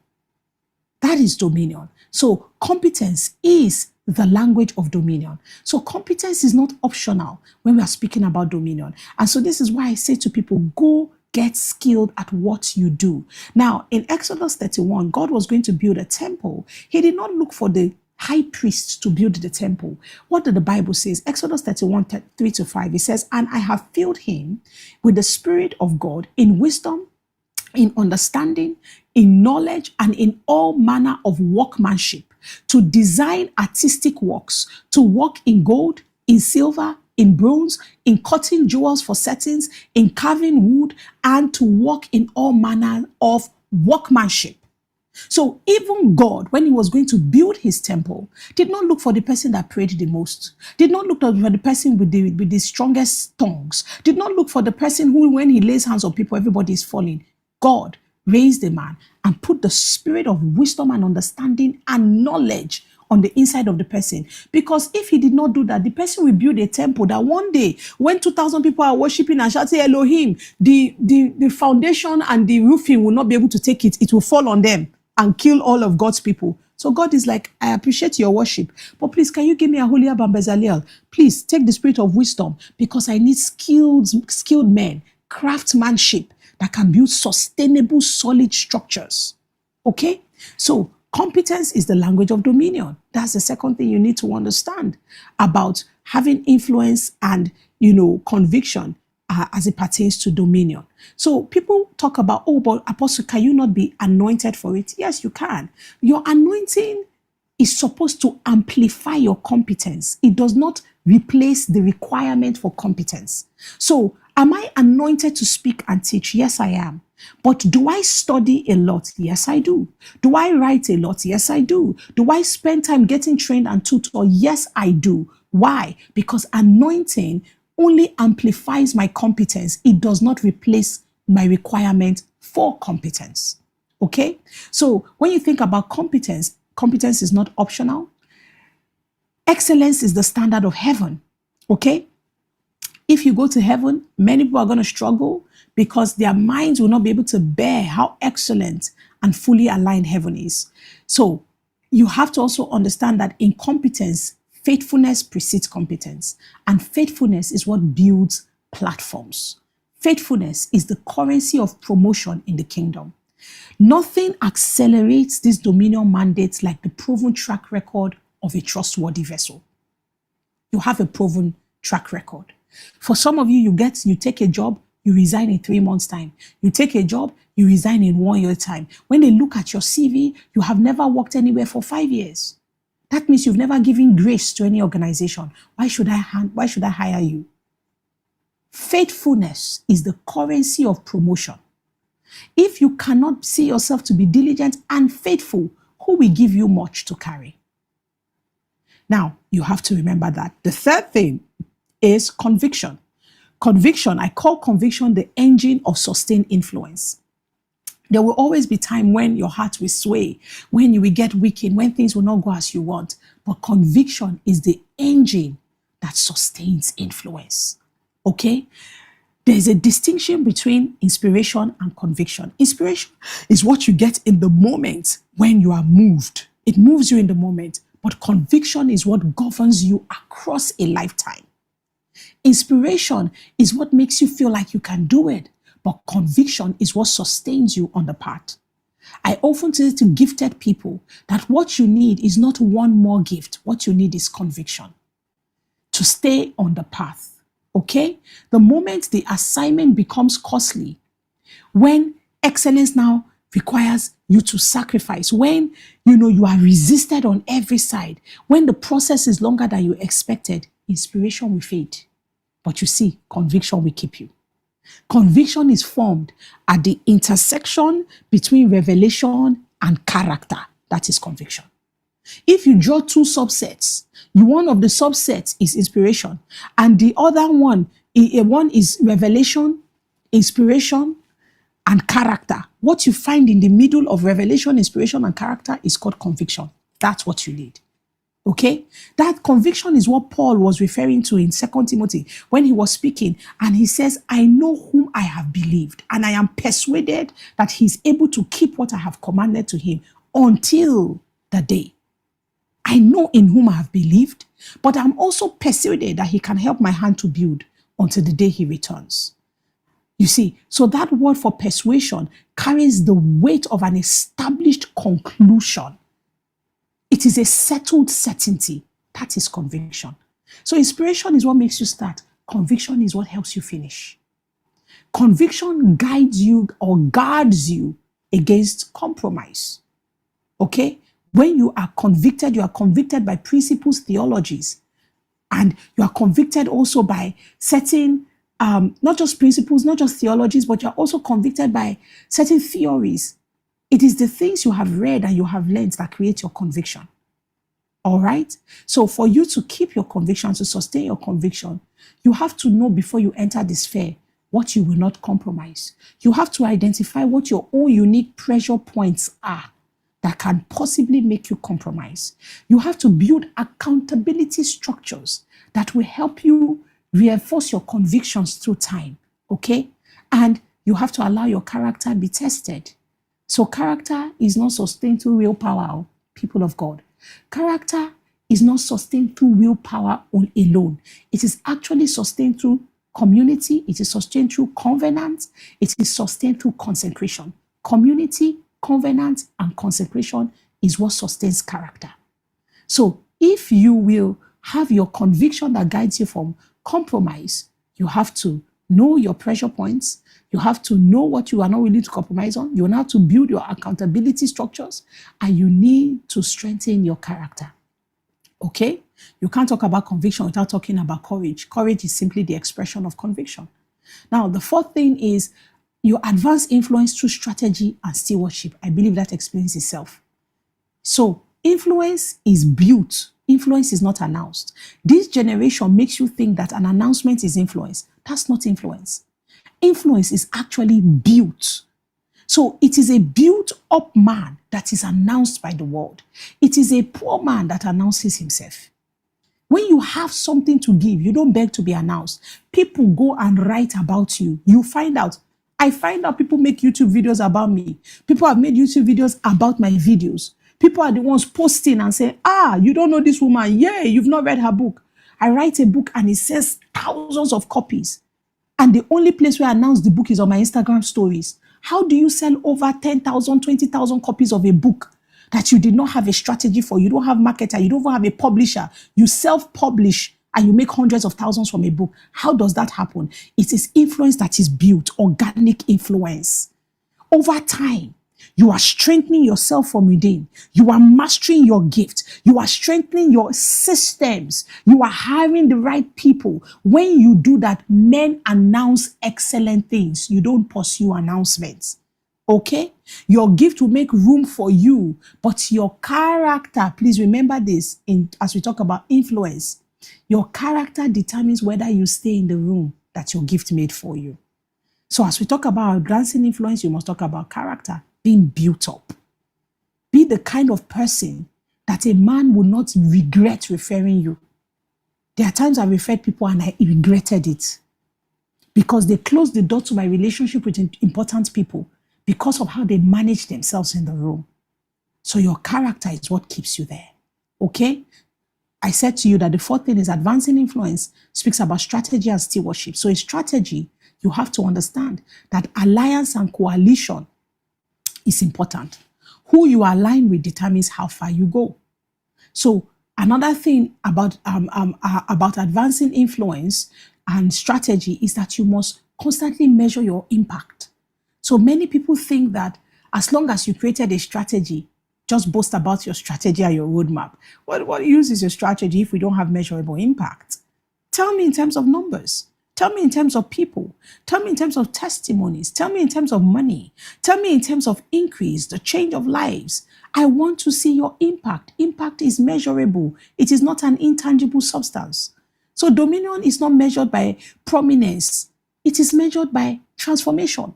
I have seen many prominent people that are empty within. They use their money to build a brand for themselves. But when you test their impact, you find nothing.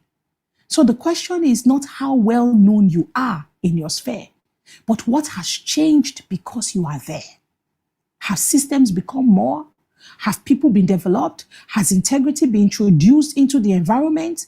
These are the things by which we measure, and this is what makes you referral-worthy.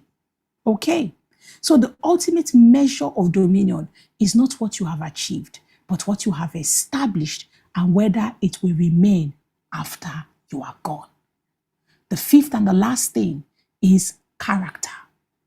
Character.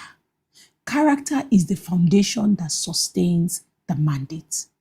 Hear me. Gifts always open doors. Characters keep them open. I always quote this scripture if you know me. When you sit at the table to dine with kings, put a knife to your throat. The Hebrew word for throat is the word nephesh, which is the same word for soul. The circumcision of your soul, which is your character, the way you are. When you are desperate for something, what do? When you really want something, who are you willing to throw under the table to get it? Character. Somebody opens the door for you and you entered and plundered everything. Character. They will shut that door. And then they will tell all their neighbors to shut their doors, that a thief is in the land. Character is what will keep you. Okay?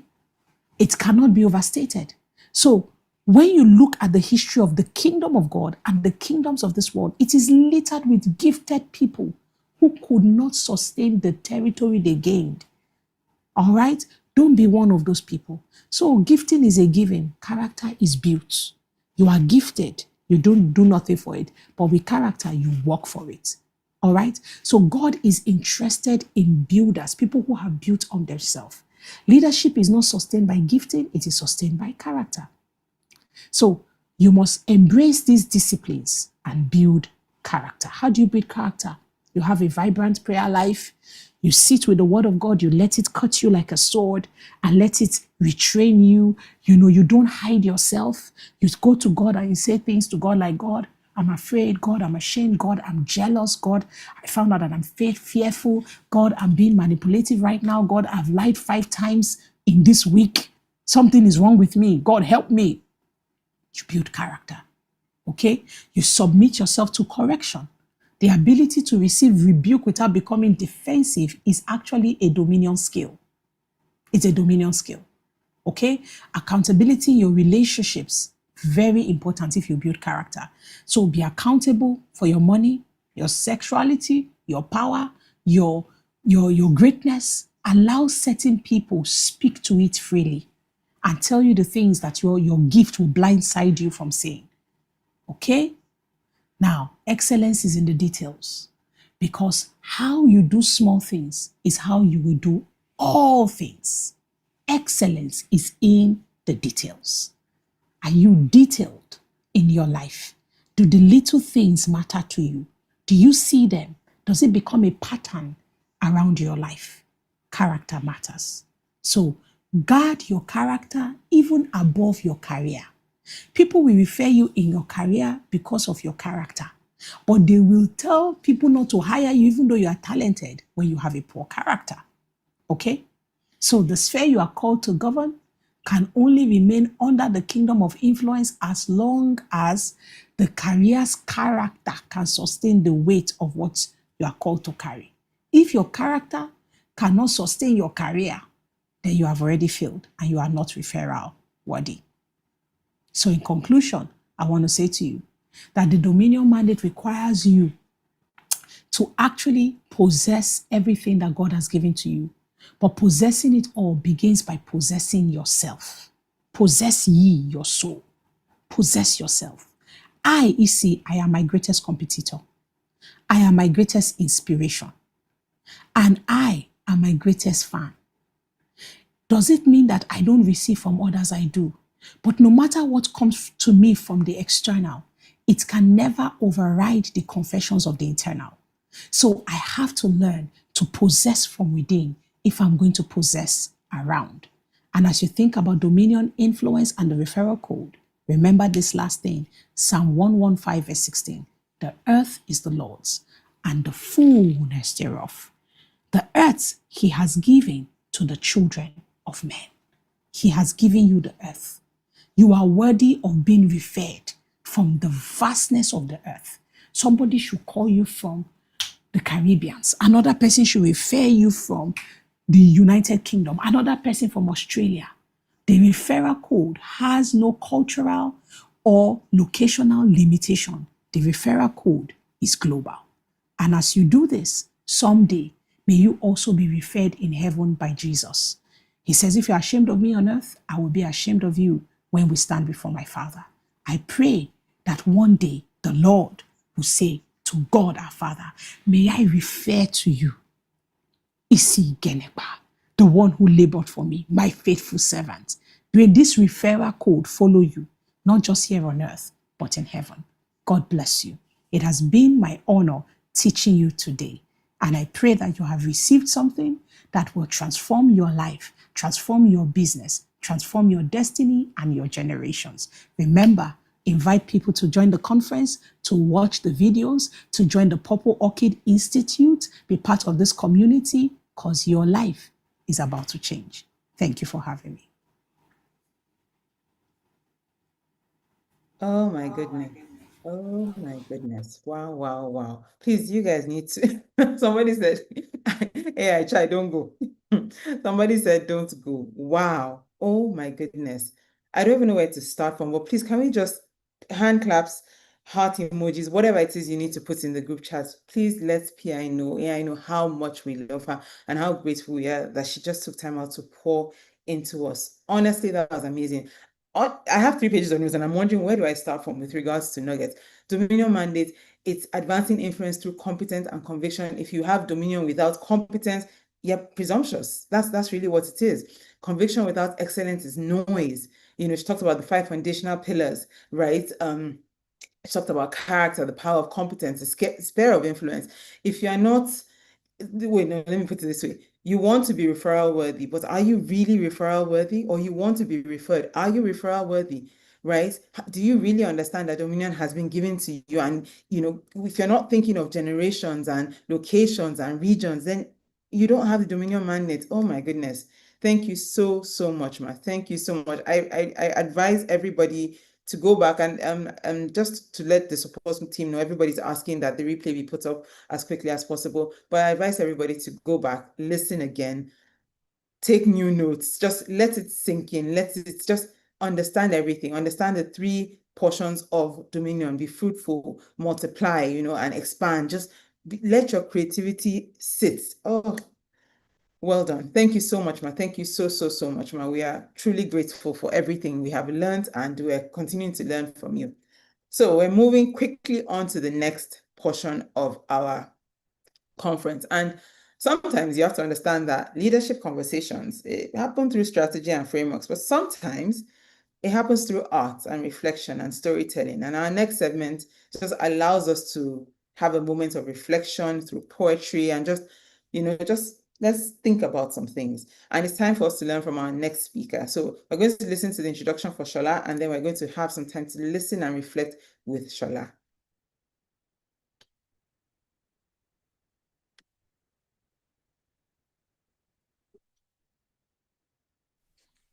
Up next, we have a spoken word artist. Shola Amaraibi is a poet, builder, and transformational strategist with over 3 decades of creative practice. As founder of the Firestarter Collective Africa, she works at the intersection of storytelling, identity, and transformation. With an MBA from Paris Da Vinci School of Management and a decade of experience in communications and creative strategy, she pioneered creative tech formats through Firestarter the Musical, merging poetry, theater, music, and immersive technology into a new genre of African storytelling. Through her She is a Voice Foundation and flagship Firestarter method, she expands access for children with special needs while guiding people from insight to embodied change. Please welcome Shola Amaraibi. Wow. Hello, everyone. Referral-Worthy queens from all over the world. Please let me know if you can hear me loud and clear. Let me know if you can hear me. Tech people, can we hear me?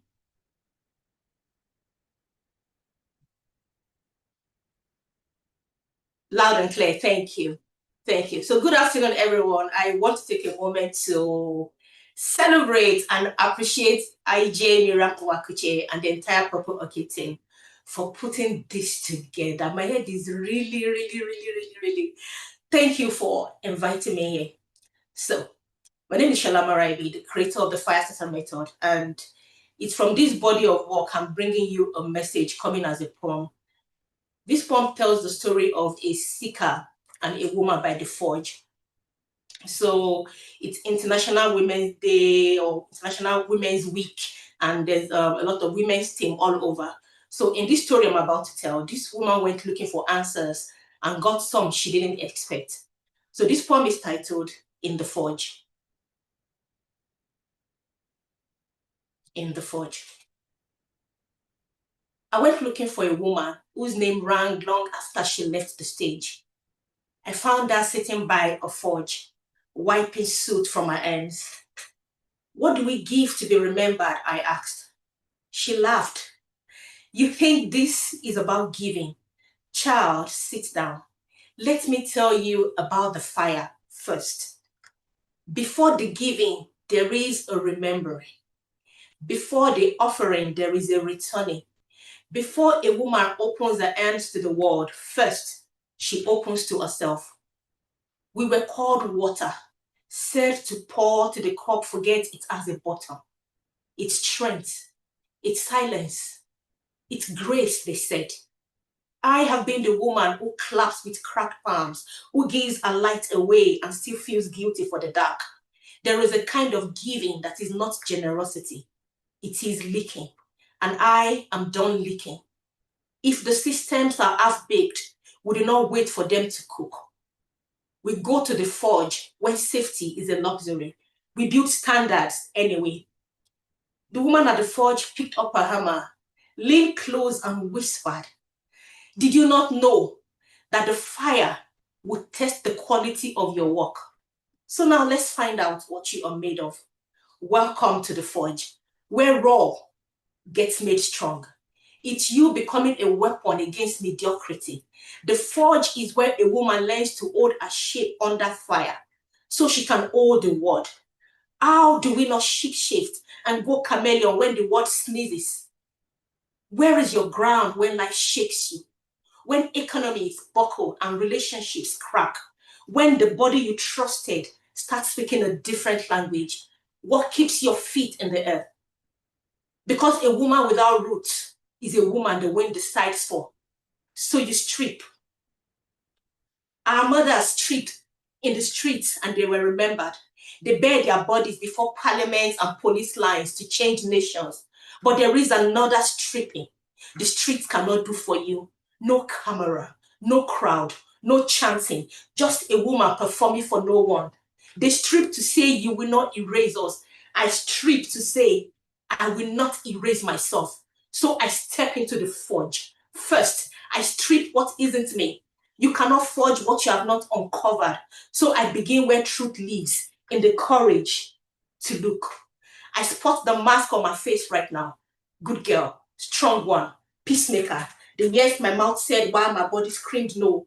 I find the address of my old patterns. The throat, tight like a door that wouldn't open. The chest, heavy with the fear of being caught too much. The beautiful addictions running me like a prayer. If I'm easy, I will be loved. If I'm quiet, I will be safe. If I'm useful, I will not be abandoned. See, conditioning is not a hallelujah. It is a contract signed in childhood, inked with survivor. And today, I am done honoring a contract I never agreed to. So I tune inwards, meet the crack at the foundation. This is where the leaking stops. Good, she said, turning the iron. Now name what's left, what's yours. 2, I name what is. If I take away the mask and do not name my call, I stay exposed but undefined, bound to the mercy of whoever names me first. So I stand in the mirror not as a judge, but as a witness to my own unfolding. I name the patterns before it names me. I catch the heat before it takes the wheel. I see the meanings in the marks on my palm, the scars on my back.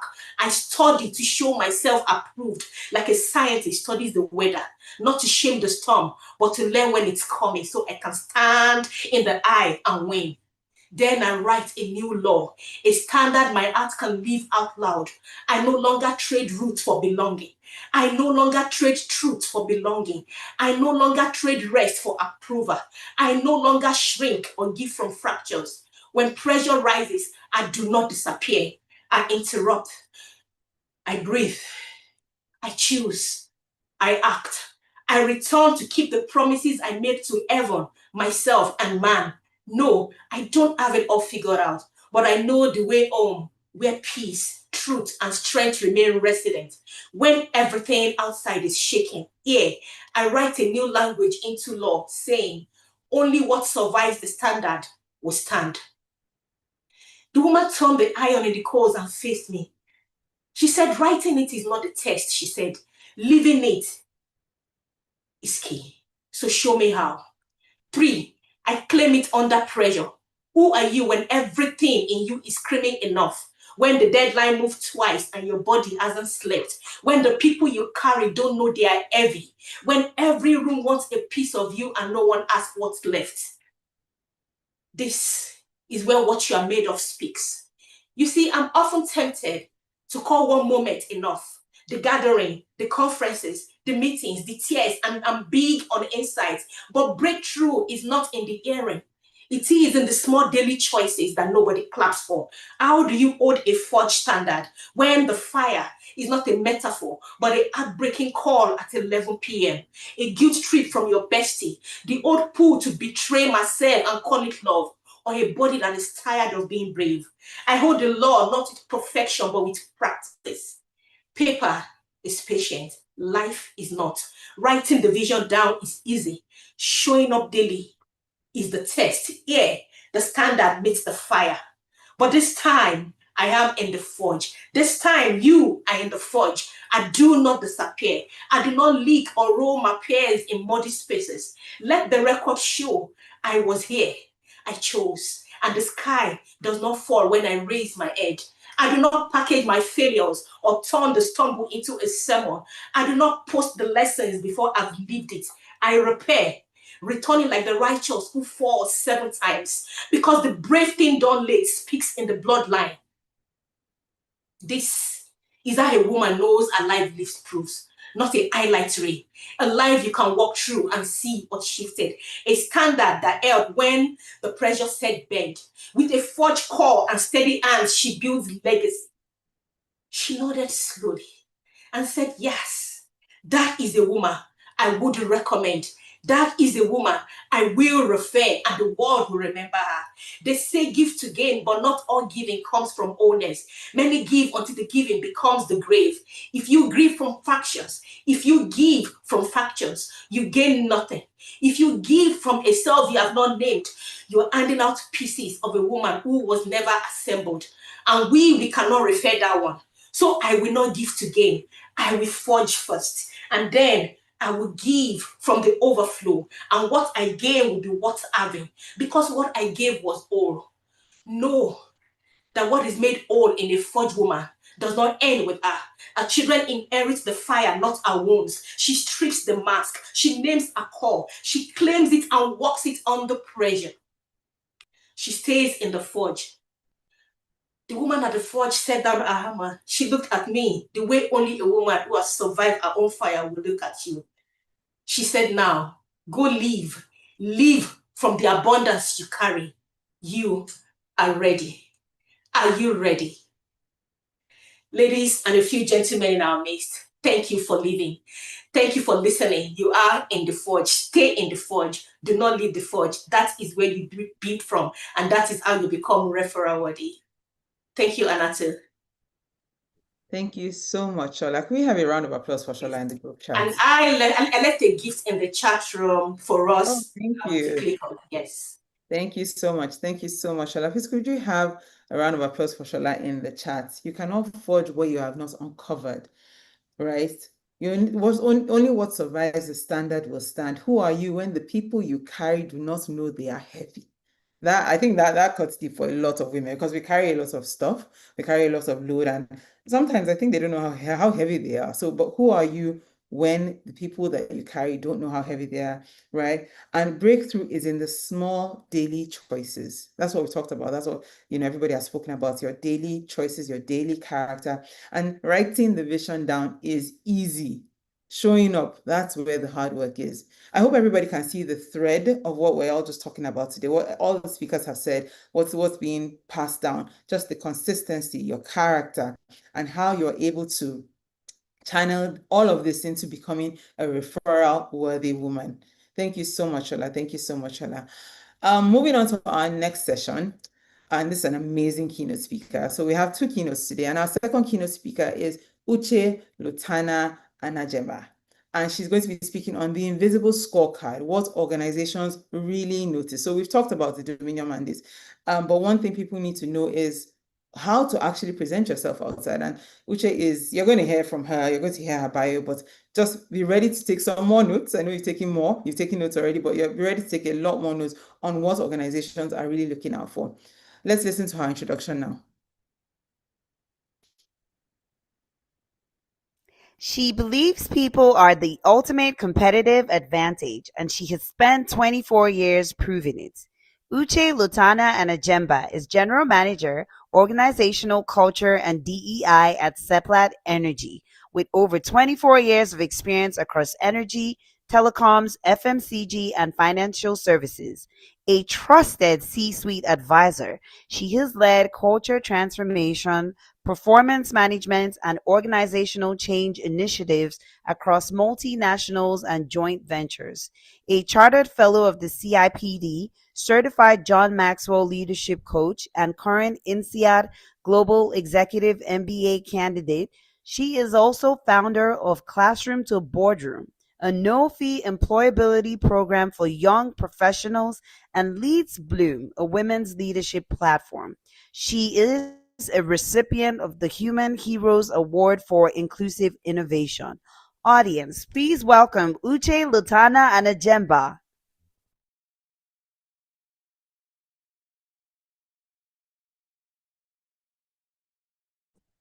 Hello, good afternoon. I think it's exactly 12 noon on this side of the continent.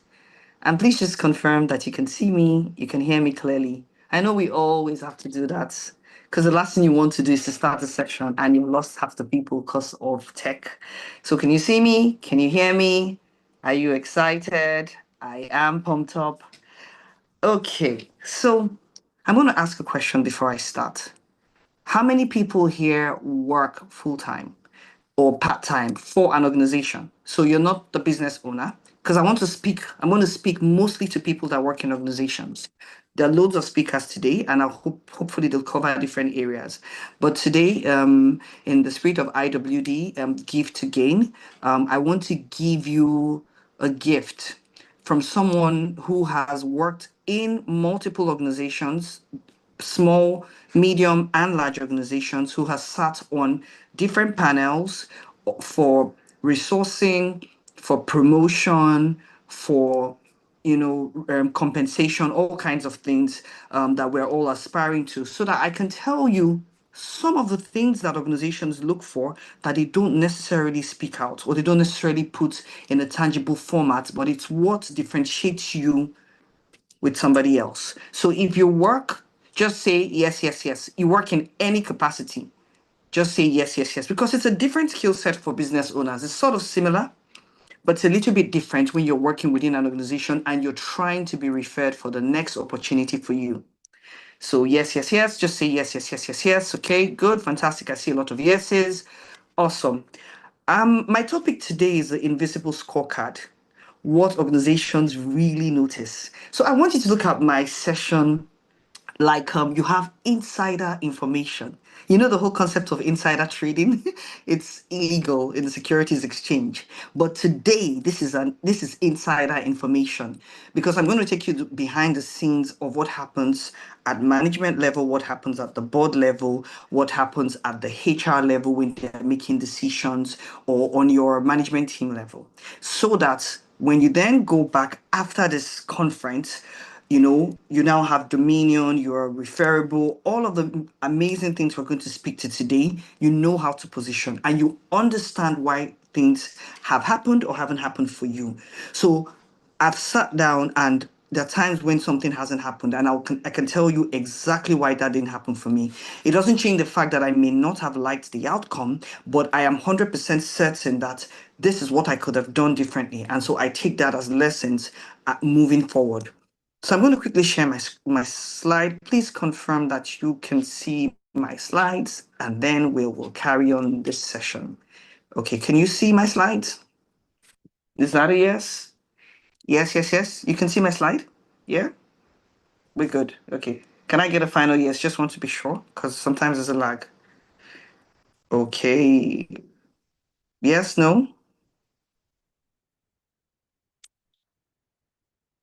Okay, I'm trying to see.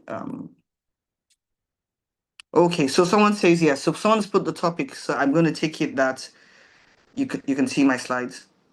Okay. All right, give me a second. I think they want to help me with the slides. Okay. Give me a second. Okay. All right. So please go on and share my slides so then I can stop sharing. Okay. Okay. So I'm going to tell you a little story about myself while my slides are coming up. The year was 2004, and I had finished a master's degree, and I was trying to get a job, and then I got this job, and this job was working for a big corporation in the UK. It was actually the equivalent of the Federal Ministry of Health in any country, so it's called the Department of Health. I got into this job in a very interesting way. They called me and said they didn't know where they got my CV from, but they looked at my resume and I had experience for what they wanted, which was quite weird because I was doing a job that, as far as I was concerned, was a dead end job at the time. And the job was very simple. Pharmaceutical companies used to pay the organization, right? Pharmaceutical companies would pay the organization to then gather data from medical doctors on their prescribing patterns so that they could use that to determine how to design their marketing programs so that more people could buy. More medical professionals could buy and prescribe their drugs so that, they could obviously make more money. So I got hired into this job, and I remember my job was very simple. All I needed to do was to take the list of the doctors across the UK, call them and find out from them why they were not using this particular tool, software that had been created to track flu vaccine. Are you listening? So they already predicted that there would be a pandemic, and they wanted to track the increase in flu cases in the hospitals in the UK, and they could use that to then predict the likelihood of a pandemic or if a pandemic was to happen. And so my job was very simple: call the doctors and find out why they were not using the tool, because they had created this tool, this in the software, and nobody wanted to use it because it was additional admin for the doctors. And so I took it. Remember, we're talking about a referral-worthy woman. So just follow me. So I took this. The first week or couple of weeks, I did exactly what I was asked to do. Hi, my name is Uche Najemba.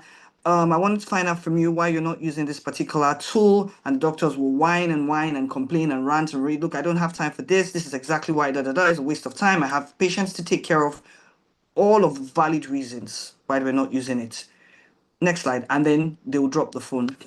So what I started to do was I said, okay, I can do this job, right, as an administrator, and just get the information and pass it back. That's what I've been paid to do. But a referral-worthy woman goes over and above. Hear me, goes over and above. So what I started to do was I took all of the information that was coming out, right, from these people. I took it back to the tech team directly and I said to them, let's consider this a requirements gathering exercise. I know that you've developed the tool, but let's imagine that we had not done that. This is what I'm hearing. Can you interpret that back into the tool? Then can you allow me test it? Be sure that it works so that when I go back to the doctors, I can speak from a place of confidence and I can convince them. They looked at me and said, okay, that's fine. I was a 20-something-year-old girl, very young, just a few years out of university, maybe about 24 or 25. And so they started to do that. So I would get this information from the doctors, take it back to the tech team, and then they would go back and they would do some tweaks here and there. They'll send me a link and tell me, do at the time what then became user acceptance testing. I didn't even know that's what it was at the time. I just intuitively just knew that that was the right thing. So by the time I went back to doctors to speak to them, I changed my conversation with the doctors from why are you not choosing to let me teach you how to use this? Are you listening? Let me teach you how to do this. So I changed the script because a referral-worthy woman is a woman who applies herself, who applies her intelligence, who applies her instincts, who is resourceful and creative to find solutions. So When I describe myself, right, I tell people that I'm an organizational architect. It means that I build. And this has nothing to do with any job level that you're at. So whether you are entry level, an executive assistant, you're mid-career, you are senior. Remember, this story I'm telling you, it's deliberately, I'm telling you at the start of my career, I was redesigning the way that this organization wanted to deliver this product to the medical profession. Fast forward maybe 2 months in, they practically doubled my day rate. So this was me, and I'm going to put numbers out. It's so far out that it doesn't matter anymore. I started off on 150 pounds a day as a 24-year-old girl. Within 8 weeks of that project, I went to 230 pounds a day. Do the maths. It was a lot of money in both currencies for a young girl straight out of school. As a matter of fact, I was now earning the equivalent of entry-level doctors, even though I was not a doctor, by virtue of adding value to this project, to the point where they dropped the second person that had been hired on this team. Now, let me tell you something. There are very few resources available. And so whether or not you realize it, you're competing for limited resources. And right now, it's an employer's market. This is, like I said, this is insider information. This is like a friend, a big sister conversation. Imagine that you have somebody on the panel on your side, but the person is prepping you ahead. And it's not just about getting in, but even while you are there. So let's carry on. Next slide. So you can then imagine that that set the tone for the rest of my career because I saw what it did in terms of the impact to the organization. And the second thing was that because I had never actually applied for that job, I now didn't know how to apply for jobs. So coming back to Ijoma's story, she said she was referred. I didn't know how to apply for jobs because they said to me, I don't know how I got your resume, but somehow I got your resume. So fast forward to coming to other jobs. Every single job I've done subsequently, I got referred. I would walk into places and they would create roles that did not exist and hire me. Every single job that I have done till date, they literally created non-existent roles and they would hire me because they saw that I could create value where there was nothing. Now, let me tell you, even though I said that there are limited resources, right? We're competing for limited spaces and limited resources. Do you know that though women make up half of the entry level employees, so basically there are 100 opportunities, women would actually come in at 50. To be honest, in some organizations, even 70, but only 29% of C-suite roles globally are held by women. Now, the question is why? Oh, we can make excuses and say it's an old boys club. Oh, women have other priorities. Women want to do other things. Women are battling, the childbearing years, being homemakers, or have other interests. And that is completely true. But also, what I found is that many times a lot of women have given up because they feel like there's no space and there's no room for them. But you know what? We are now in a time and a season where the world has said we want gender parity. We want more women sitting on boards because it's been proven that organizations that have women sitting at senior positions or organizations that have hired women, a good proportion of women actually outperform organizations in profitability and revenue than those that are predominantly men.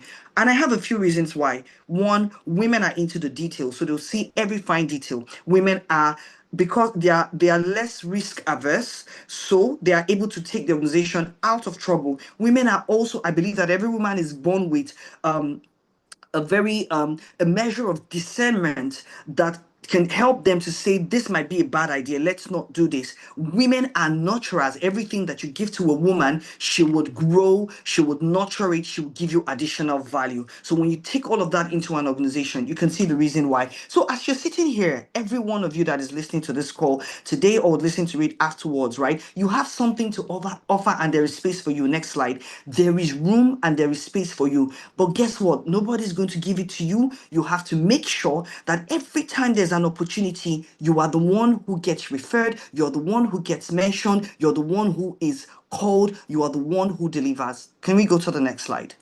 So I have something called the 10x system. And this is a system that God gave me a few years ago when I said, what can I do over and above? I'm in competition with myself. I'm happy with what I delivered last year, but what can I do over and above myself? Emphasis on myself. You know why? If it's competition, you would never really quite get there, because competition is great only as far as it challenges you to do better. But if it's about me versus you, then there's a problem. Okay, now women have been found apparently to be very competitive. I want you to shift your mind away from that for a second, and I want you to shift your mind into competition with yourself. What you did last year in your organization, regardless of whether you scored outstanding or anywhere else in the organization, how can you do better over and above? Because guess what, that's what organizations notice. Managers, leaders, CEOs, directors are looking for people that would give them results. So if you go back to the story of Daniel in Daniel 1, the king selected the best of the best of the best.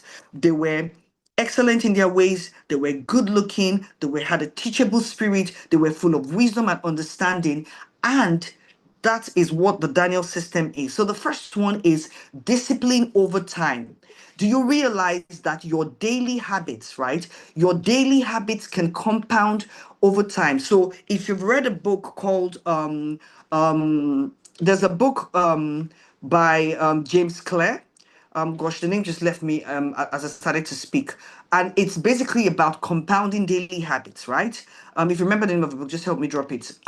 Compounding your daily habits, continuous discipline, where everyone knows that as long as something is with you, that there is discipline for completion, for execution, for standards, for performance, for follow through, is the first thing. The second one is intellectual superiority. We live in an area where knowledge is available at the click of an app, your finger, conversations around you. There's never been such a time as now where you have, speakers, coaches, trainers, conferences like this everywhere.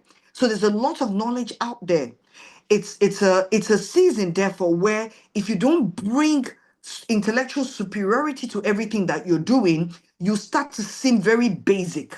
So in an organization, you have to understand the system, but you have to understand the system, your operating environment, the economics that drive your organization, your sector, and what other companies like you are doing, not just locally, but globally. Are you hearing me? If you can hear me, say yes. Just say yes. Or I'm referable, something like that. I'm a referable woman. So, because I want you to keep saying it until you believe it. It takes about 30 times for something to be sticky. And I want you to remember that. The third thing is courage under pressure. You're going to have situations and circumstances where you will be pressured to make the wrong decision. I promise you, you will be pressured to make the wrong decision. You'll be pressured to compromise on your values. You'll be pressured to compromise on your integrity. You'll be pressured to do what everybody else is doing. You'll be pressured to act like everybody else. People are skiving, people are tampering with the till, people are maybe defrauding, people are taking kickbacks from people. And Satan is very wicked. He doesn't bring you temptation in your day of surplus. He brings you temptation in your day of lack. And if you're not careful, you would even justify that God has answered your prayer. So you have to have the courage to stand for what is truth. You're going to get into trouble. Let me warn you. People may not necessarily like you. Let me warn you. But what then happens is that after a while, they will no longer call you into a place of compromise. They will not call you into a place of compromise because they know that you have principles and that you have courage under pressure. Let somebody else override your decision. Tell them, this is above my pay grade. I will not do this because this compromises the organization. Remember, enterprise first mindset at every point in time, which means you're looking out for the greater good of the organization. Because if the organization topples, there goes your job, there goes your opportunities with this. Now, the fourth one is excellence over quantity. There are people who like to do many, many, many things, and there's nothing wrong in that.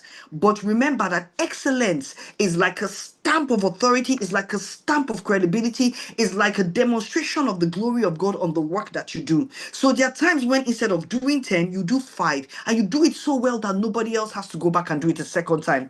Don't be the person that tries to beat deadlines. Oh, they said submit by 2 p.m. And so you just submit by 2 p.m., but you've submitted shoddy work. Let me tell you what your manager will do. Let me tell you what your leaders will do. Because they are pressed for time, you've submitted shoddy work. They won't tell you. They'll just take it. They'll pass it on to somebody else. They'll pass it to Kemi to do. Kemi will deliver the excellent work. So while you are there now saying, I didn't get promoted after everything that I did, after all the work that I did. My dear friend, the truth is that you were not the one that did the final work. You just don't realize. Because let me tell you how you would know. If you ever ask for the final document or the final version, you will see that it's very different from what you submitted. Sometimes the slides are different, the text is different, the context is different, the context and content is completely different, which means that you did not get clarification on what you needed to do. You went ahead and did what you believe was supposed to be done. You did not sense check it anywhere. You did not look at it with a fresh eye perspective, and you sent it out. Let me give you a tip. Let me tell you what I do. When I finish doing work, how do I use LLMs, so artificial intelligence? I will take it to maybe ChatGPT and say, I did this work. I think I can do better. Can you critique it? Brutally, it would critique it. When I'm done with that, I'll take it into cloud and I'll say, my assistant did this work. Can you critique it? By the time we're done, no gaps, zero gaps.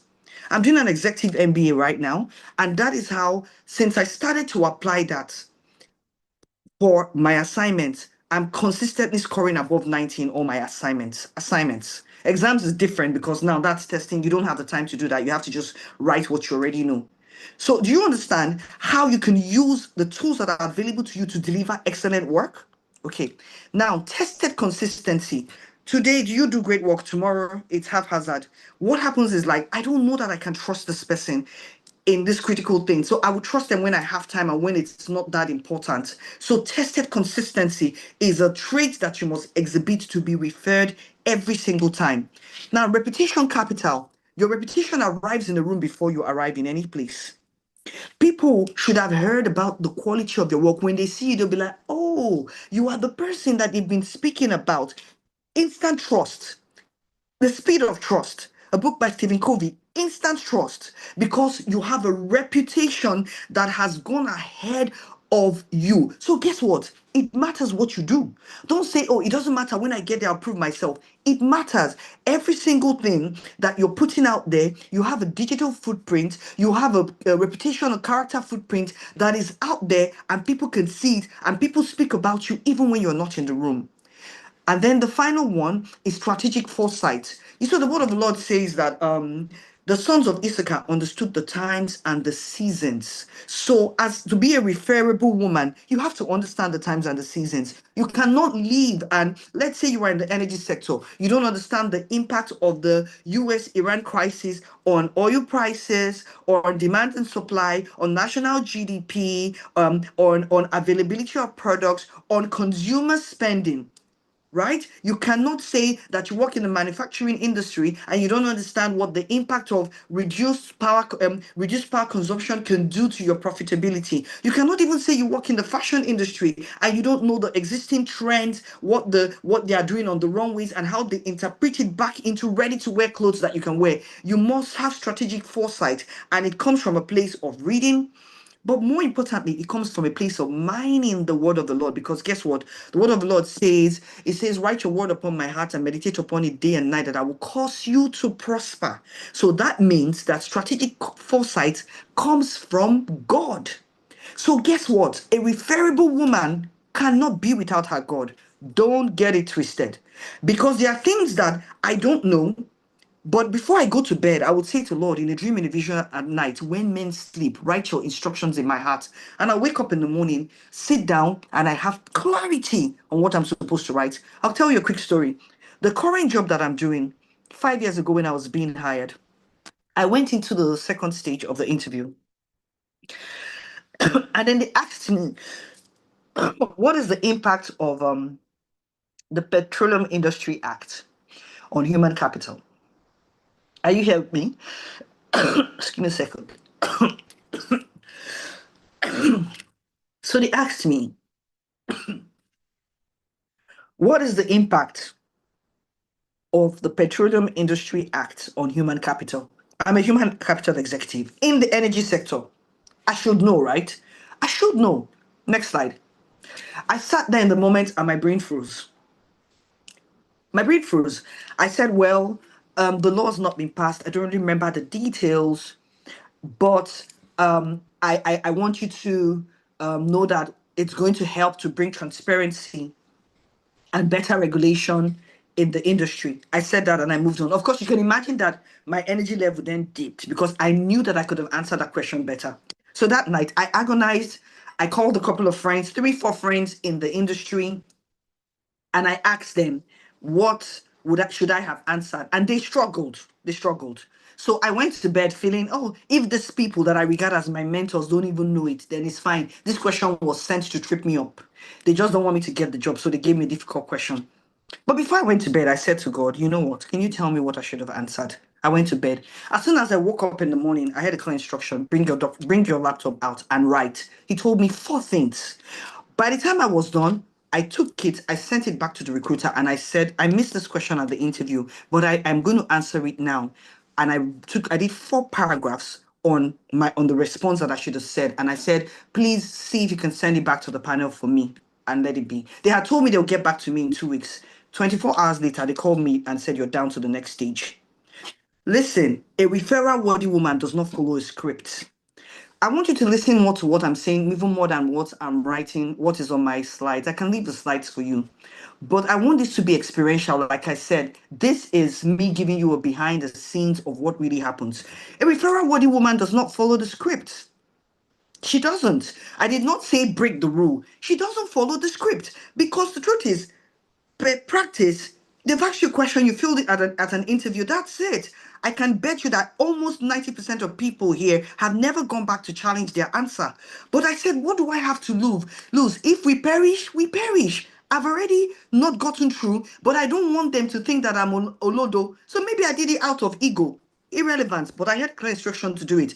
They wrote me and said 24 hours later, you're back into the running. And I went all the way to the end and I got the job. So I say this to tell you that you have to be different. And again, within organizations, it's not just about hard work. You see some people that have worked really hard and they are still in the same position over and over and over again, year after year, no change, move. So I'm going to quickly also tell you about the 5 scorecards, that invisible scorecards that organizations look at. Remember, the 10X framework is sort of what drives your behavior and how you deliver work. And then the informal invisible scorecards are the things that people are looking out for. Now, when you work in an organization, of course, you have scorecards. You have your profitability numbers, you have your performance targets, you have all kinds of things. And those are very hard numbers, which you must fulfill. When it comes down to performance, no, if you're not able to deliver on those things, it's very difficult for people to sit and make a business case. They cannot say, oh, she's nice, she smiles. It is not enough. There is substance that is required. So go to the next slide. And it's your financial, operational, risk, influence, and strategic. So the person controlling my slides, can you just follow my piece to the next slide, please? Next slide. Okay, I think we have a lag, or maybe it's on my end. Can you see the slides? Can you see the slides? Okay. Can I get a yes from someone, please? Okay, can you move the slides? Okay, that's fine. If you can't move, I'm just going to carry on. I'm going to carry on. Okay. Okay. So let's speak to the first one. The financial scorecard, right? When it comes down to it, a lot of organizations are growing concerns, which means that they need to make the numbers. If they make the numbers, they can pay you well, they can hire more people, they can keep the organization running. So question you ask yourself, for me to be referred, my job that I'm doing, what is the impact on the revenue? You cannot just say I'm in customer service. That's for the marketers and for the business developers. What is the impact of your job on the revenue of your organization? Many times they'll class you as a cost center or a profit center. If you're a profit center, it's seen that you generate revenue many times. Cost center, they look at you as a spender. But you know what? I don't believe in the concept of the cost centers. You know why? If a cost center, let's say you run trainings, okay? And you provide trainings and you call yourself a cost center, you spend the money organization has made. But you have someone that can deliver the same level of training at, let's say, 1 million naira. But you go and pick somebody that's going to deliver that training at 5 million naira because maybe they are your church member, your family friend, or you are starstruck, the person is somebody that is very popular and big on social media, when you know that somebody else can deliver that work for 1 million naira, you will become a cost center. But when you go and deliver that same project for 1 million naira, you become a profit center because you've saved the organization 4 million. Now remember, the organization actually had a budget of 5 million. So the organization could afford it. But your job is cost leadership, cost discipline. So you have a business mindset and you're thinking, how can I deliver the best value for my organization at the lowest cost? It gets noticed, it gets recognized. There's a lady that I know in my organization that saved the organization equivalent of $1 million, and she's supposed to be a cost center because what she knew how to do, they were going to pay consultants, and she did it for the organization. Are you going to refer her to any project? Yes, you are, because you know that she's going to bring value. Now, operational, I'm going to pick just one and speak about it. Execution discipline. Many times people put plans together and they don't execute, or they execute it very shoddily. They don't pull together a project team. They don't pull together a scope document. They don't do a kickoff meeting. You don't have a project tracker. You don't have a reporting. It's very vague. And you hope that somewhere, somehow, it comes together at the end. But where is your footprint? Where is your stamp across this entire execution stages? Such that by the time you're done, it's a repeatable process. People have learned from it. There's something you can hand back to the organization. Follow through every step of the way. Reliable. So the person tells you, go to sleep. You can literally go to sleep. That's what people notice in organizations. Now, the third one is risk. Your risk scorecard. What does risk look like? I live and work in Nigeria. So by virtue of that, I am already in a highly volatile, very unpredictable environment. So my job as a leader, a potential leader, as a referable woman, is that I'm scanning the atmosphere and I'm saying, what can potentially go wrong? This is my fantastic phenomenal plan. Remember, you're coming from now your operational plan. But what are all the things that can go wrong? So let me be the spoiler. What are all the possible hurdles that I can meet along the way? And I start planning. So guess what? I always have a backup plan to the backup plan to the main plan. So that at any point in time, there's a switch that can quickly happen. So I'll give you an example. I'm supposed to be tomorrow, but DDK was unable to take today due to some she's still in transit. And so my sister sends me a message this morning. By the way, the convener is my sister, very proud sister that I am. And she said to me, "Hi, you're taking today's session because I know that you were born ready." And we laughed about it. But guess what? I was ready because I had a backup plan that what if someone disappoints her? What if all of a sudden it makes more sense for me to speak today? What if there's something she feels I can add value to today? So I already planned. I was going to work remote today. So I was ready. I was ready before her. I was dressed and ready before her. I was identifying a risk in this project, which was that there was going to be a switch in the facilitators, and that happened. Can you see? So if someone were to book me for a speaking engagement, they know that if they had a hiccup somewhere, I'll be nimble and agile enough to quickly recalibrate. A referral-worthy woman is an agile woman. Remember this, a referral-worthy woman is an agile woman, which means she's able to scan her operating environment and quickly recalibrate to solve a problem or to deliver value. Now, influence. How do you speak? Do you have the people trust you? Is your word your bond? Are you building relationships across the organization, internal and external? Are you able to pick up your phone call and make a call? I remember one friend of mine, a young mentee of mine, got a promotion because her MD was running late. She went to the airport and she held that plane. She spoke to everybody and she said, "My MD has a meeting. This plane, let's find a reason to keep delaying." I know that somebody might say, "But that you delayed the flight." They were like, she was like, "Oh yeah, just a few minutes. He's almost here. I promise you." Somehow,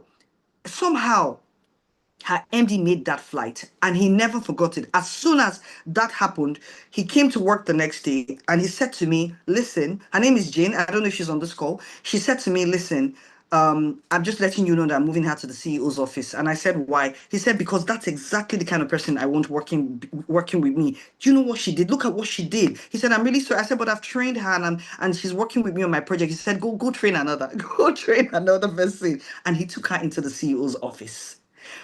Strategic application of trends, connecting the dots, shaping the future by virtue of what you know, what you perceive, what you've heard from a place of knowledge, what you've gathered from the place of your mentors, and the possibilities that exist in that space and in that terrain. So 5 invisible scorecards. If you don't remember everything that I said, remember financial, operational, risk, influence, and strategic. That's a 5 scorecard. Remember the 10x Daniel principle. Okay. And then the third thing I'll talk to you about before I then wrap up is the behavior modifier. So next slide, please. Or no, keep going, because I've already spoken to this in the summary doc. Just go. Let's stay here. Thank you. No, go back. So the power of branding. Now, branding no, go back one page back, please. Branding is a totality of how you present. No, one page back on the branding page. Branding is a totality of how you present yourself. So the totality of how you look. Do not let anybody deceive you that looks are not important. Looks get you through the door. And when I mean looks, I'm not talking about the natural beauty that you were born with, of which you can enhance. And please, enhancement, I'm not talking about cosmetic enhancement. I'm talking about do your hair well, use makeup if you need to, make sure that you're presentable and turn up. Because guess what? There are many times it's very invisible and not tangible. They'll put a person's name on the table for promotion. And other people will be like, yeah, she's okay. Yeah, she's very smart, very intelligent, very hardworking, great personality. But I don't think she's quite there. I don't think she's there. And then people are like, what do you mean by she's not there? They're like, I don't think she's there. Why isn't she there? What they're not saying is that they don't look the part. I can't send her to a meeting where there are senior people that will represent me.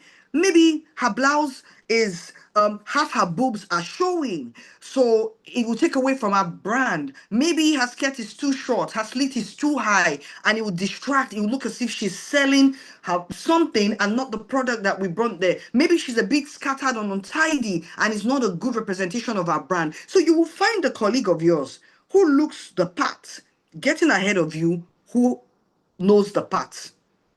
And you think this is very unfair. Unfortunately, we live in a superficial world. And you can't spray it away. You cannot change it. It is what it is. If someone serves you food and the food is not put together well, it is except you know the person already and you know that their food tastes good, there's a likelihood that you feel like this food does not taste well. And that's why they spend money. That's why restaurants will spend money and make the ambience nice, and the waiters are well nice, and it smells great, and there's good music, and the plating is fantastic. So when they give you a price tag of the same jollof rice, quite frankly, you are paying because you are like, I'm here for the ambience. That's what your branding, how you look, basically is in to an organization. So guess what?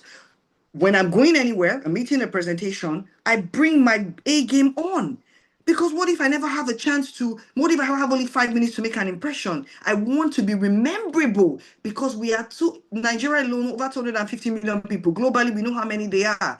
And you are competing with so many people for the same opportunities. So I want to be rememberable. And I don't have to be rememberable by the loudness of my voice, but more by the quality of what I bring to a conversation.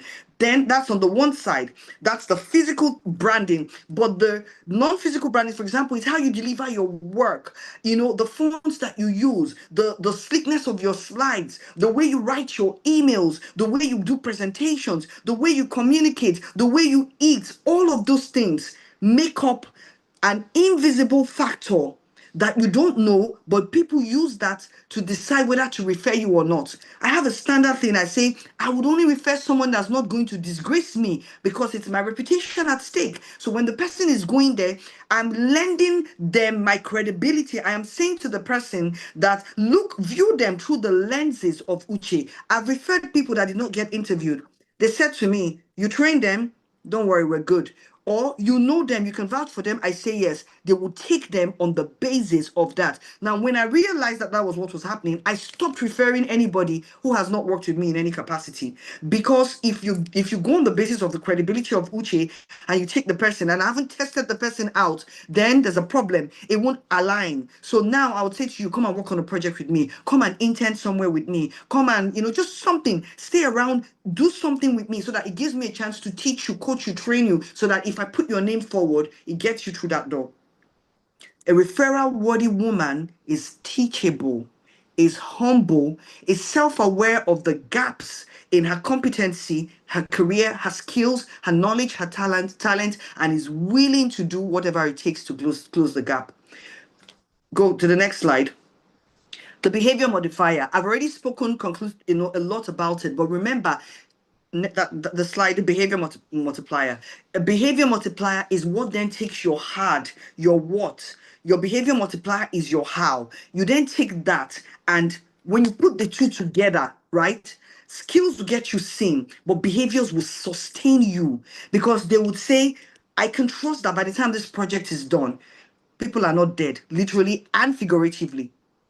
The energy is right. People learn. There's a community. People feel better about themselves. That is what the behavior multiplier is. So are you following me on this journey? There is the 10x principle. There is the invisible scorecards. There is your personal branding. There is now the behavior modifier. And then go to the final slide, because I believe that my time is up. And I don't want to run over, because I believe we still have a panel today. Go to the next slide. The next slide, please. Okay, I think there's a lag. And so the women that leaders recommend, they're trusted under pressure. They're very commercially aware. They're solutions focused. They're calm in complexity. They execute with excellence. So ask yourself, can I say that I am that kind of person? What is the best work that I've delivered? Can he stand up against the best of us? Can he stand up within the best of the best within my organization? Can he stand up globally? I recently went back to school to do a global executive MBA. And I remember before I went, everyone was asking me, are you sure this is not a waste of money? What do you need this for? Is this going to help you get promoted at work? The answer was not really, no, because it was already an organic path for progression at work. What value are they going to add to you? So I convinced myself that I was okay. And I said, I'm doing it for the credibility. I'm doing it for the network. I'm doing it for the stamp of an Ivy League, #1 school in Europe. I'm currently at INSEAD. I said, that's the reason why I'm doing this. I went in there, and within the first month, I got the shock of my life. And the shock of my life was just realizing that this was me, who I believed, to a certain extent, I was successful. I had achieved. I was credible. I was smart. I understood, economics and global politics and geopolitical, impacts and all of those kind of things. I was, like who you would call an economic watcher of some sort. I would do speaking engagements, and I always have a first slide with economic indices to set the backbone. I got into the school, and suddenly I saw a huge gap in my knowledge, because guess what? I had taken myself out of a room of lukewarm people and placed myself amongst the best of the best. And then suddenly I knew that there was a lot more, that for me to actually get referred on a global scale, there was a lot more I needed to do. And so I buckled down and I started the work. A referral-worthy woman never stops learning. She's self-aware of where she is. She recognizes her competencies and her deficiencies. She puts a proactive plan in place to close the gap. She celebrates her wins. She continues moving every single day. And she has an end in mind. She works from the answer backwards. So what am I trying to achieve? And I work backwards. That's exactly how I operate. I want to be a fellow in my industry. What do they require to be a fellow? You need to have done this project, led this kind of people, done this kind of initiatives, provided this kind of solution. I take all of it, I pack it, and I keep it, and then I work my way backwards. That is how you become referred. And every single time that I've grown in my career, in my influence, I never put a resume in. I got a call from someone who said, I've heard about you. Someone told me about you. I saw your profile on LinkedIn, which is quite basic. If you go to my LinkedIn profile, there's not a lot, to be honest, in there that demonstrates all of that. But you were referred to me, and then I send them my resume, and then we have a conversation, and then we close the deal out. So I've never applied for a job. That's what a referable woman is like. That's what a referral-worthy woman, that's how she is. But it doesn't just come by sheer luck or by how you look or by how you dress or by, how you speak. There is a deliberate intentionality that is required for you to be a referable woman, a referral-worthy woman. And so we have, the final thing I would say is we have loads of women in our industry. You can go to those pages. In not in our industry, in Nigeria, we have women for the first time leading banks in Nigeria. We have women sitting as CFOs and MDs of big multinationals in Nigeria. We have women being appointed at the very most senior level across the industries, different industries within Nigeria. If you look at these women and if you know their stories or you know them personally, it wasn't handed to them. They put in the work of all the things that I've described 10 times better than everybody else. The invisible scorecard, how they present themselves, how they look, how they brand themselves, and most importantly, their behaviors and their reputation, so that when they mention their name, you don't have people saying, not the right person, not the right person.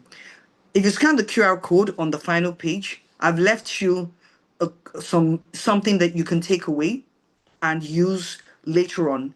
But question I want to ask you today, the final thing I want to tell you is, and I know we always say final and say one more thing, because you remember, they say that good girls don't get the corner office. And I use good girls here in the context of many times all of the things that we're going to describe over the next 2 days sound like good girls. They're not the girls that are telling you, do this sharp move, do that, do that. No, we're not going to tell you all this. We're going to tell you real truths about life. So you'll be classed as a good girl. But let me tell you what God told me last year. He told me at the end of last year, he said, God girls get the corner office. So are you a God girl? And for you to be a God girl, you've got to be referable.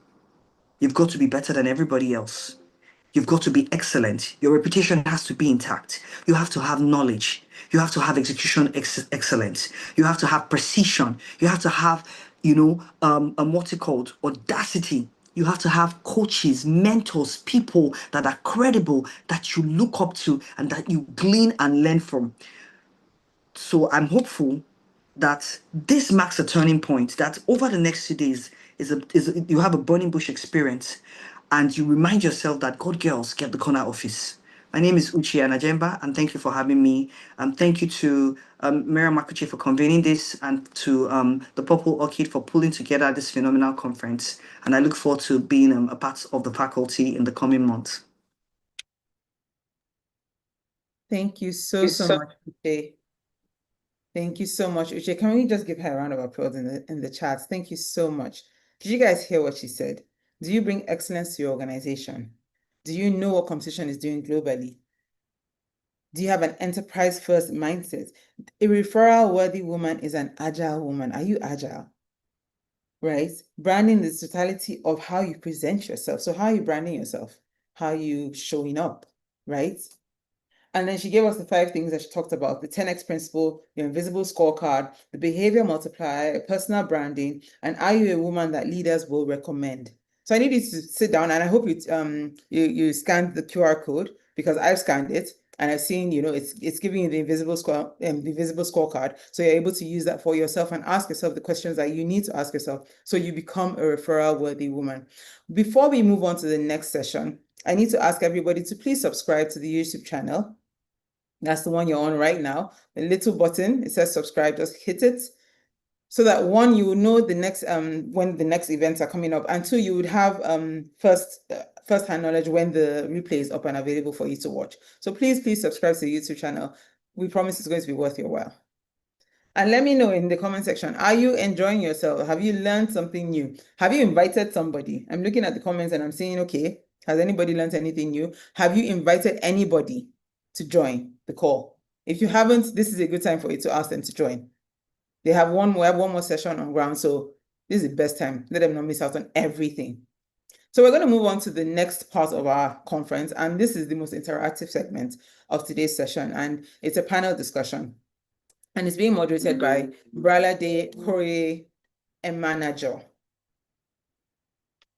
Right? And the topic is the making of the referral-worthy woman, identity, value, and credibility. And we're hoping that by the end of it, you should know really what makes you referral-worthy in today's world. How do you identify and, just how do you shape your personality to become that person, and how do you build credibility? So I'm going to hand over to the tech team for Brallade's introduction, and then I'm going to hand it over to her.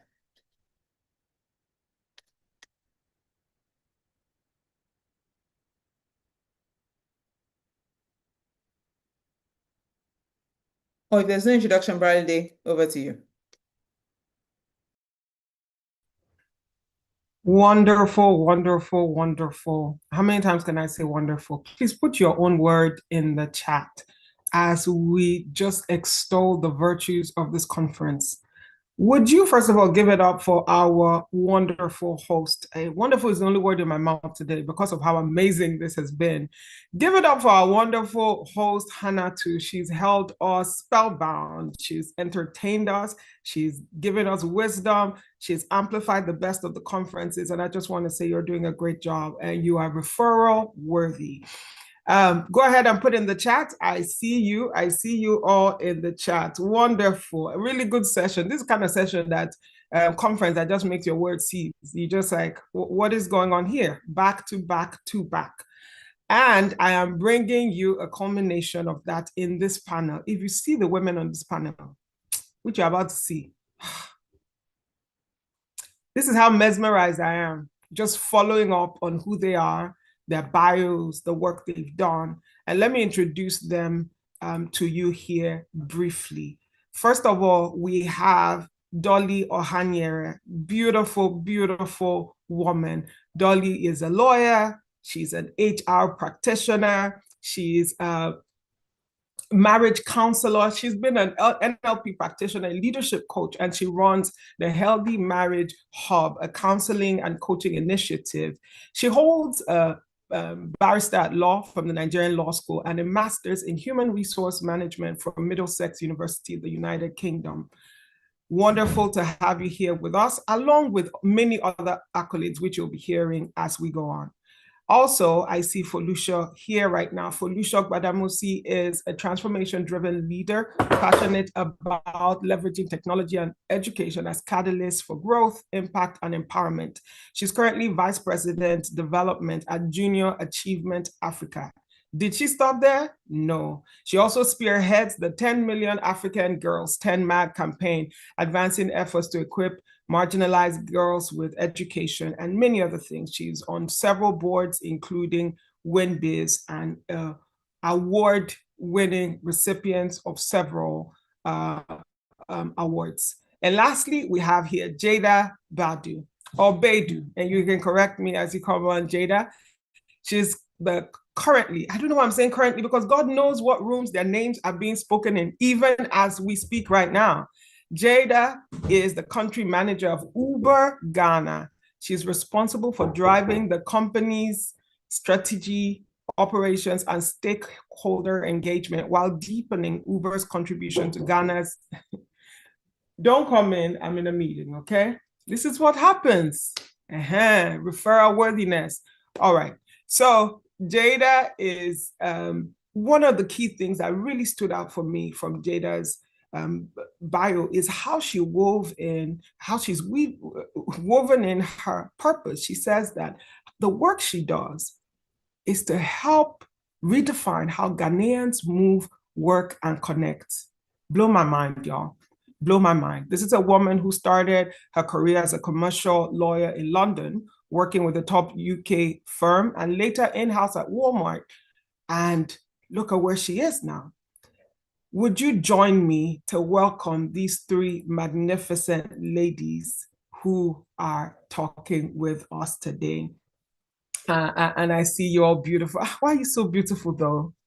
You all, can you just, do you understand? Witness what I'm seeing. So that when I'm spellbound from time to time, you can see. It's really not my fault. Yeah, thank you very much. All right, welcome on board. And I think as soon as we have Jada here, she's going to be joining us.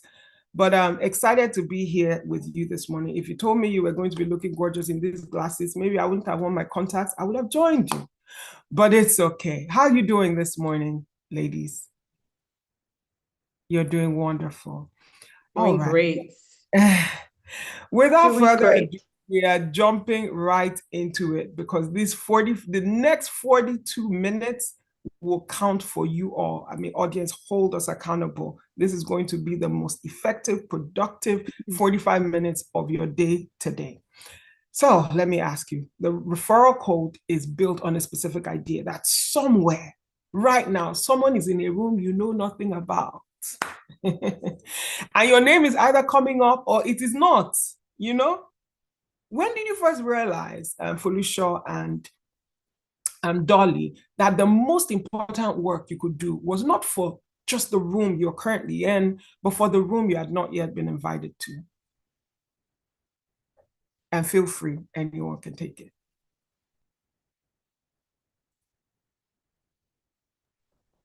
Can anyone go first, or you have? Yes, you can, Dolly. Okay, all right. Thank you so much, Bralade. And it's so good to see you again. And I would like to thank Ejiro as well for just having me here. Thank you. So for me, I didn't go looking for the realization, right? It found me in a resignation letter. So let me explain, right? So I was working for multinational, right, where my direct supervisor, who happened to be a woman, by the way, was consistently erasing my name from the work I produced, documents I prepared, projects I led, presented as though I hadn't even existed. And what happened was I watched it happen repeatedly. I decided at some point that I'd had enough, and I went to the CEO to resign. What I walked into that meeting, in fact, what I walked into that meeting not knowing was our colleagues in Nigeria and other countries, people I had worked alongside, people who had seen the quality of work that I was doing and producing, people I had worked with for like maybe 3 years, and I didn't know they had put my name forward to lead the team. Yes. So the woman who had been suppressing my name was on her way out. I didn't even know. So they asked me to stay back. I stayed and I ended up leading the unit. In fact, a few months later, I realized I had a medical emergency that needed me, that required me to be away for 4 months in the US, right?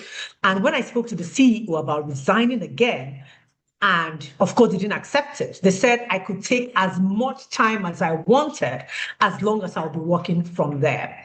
So my name had been in a room I had never entered, Braladi. A conversation I was not part of, a decision being made about my future by people I hadn't even thought to perform for, right? So because I didn't know they were watching. So it was at that moment I understood and realized that the most important room is never the one you're standing in. It is the one where your name is either being offered or isn't. And the only thing, Wait, that you determines can't say such which a thing and just be moving like that. oh God, but they stop. So the only thing that determines which is the quality of what you leave behind in every room you do walk through. So I think I'll pause for now. I feel fire in the room already. I was cold, but now, I'm heating up because what she said, and you are the queen of intentionality. You talk about being intentional. Sometimes we say these things, it's sounding like testimony in retrospect. Absolutely. But the truth is that it is you being intentional. There are many things you're doing right now. You don't even know why you're being intentional about it. Absolutely. Intentional doesn't mean you know the end game. It just means that whatever your hands find to do, you do it so diligently because you know that you are a woman in motion, in progress. There is somewhere else you're going. Absolutely. All right, Felicia, let me hear your take on that. Okay, first of all, let me thank Ejiro and Purple Orchid, and let me also give a shout out to our moderator, because when I saw the document that she prepared for this session, she certainly has become referral worthy in my books. I will be telling people that I met one lady virtually and her document was so tight that she must moderate sessions for them. It was just like, wow, she really, really is very thorough. And that's what we're here to talk about today, right? Okay, so I'm sorry, when a board member of WIMBIZ is saying this around you, just you guys know, next time you just hear, you see me on the stages of WIMBIZ, this is how it happened. I'm referring you. There's no way I'm not, because it was just like, wow. But no, honestly, I mean, thank you so much, Dolly, for sharing that. And I really love that your story came from a resignation and somebody trying to steal your light and dull your shine. And the thing that I really need people to understand is that the first thing that I believe that all women need to do is be true to who they are. One of my favorite quotes is, "To thyself be true." And the reason is because in my own life, every single room or non-room or whatever that has been opened up for me that I didn't know about has been from me just being myself. And when I say being myself, it's not being myself and just accepting that, oh, you know, even the things about myself that I need to work on, that's just who I am. It is, number one, discovering who God created me to be. So what are my actual talents? So what are my talents? Not the woman that I'm admiring, you know, not the mentor that I love. What are my own God-given talents?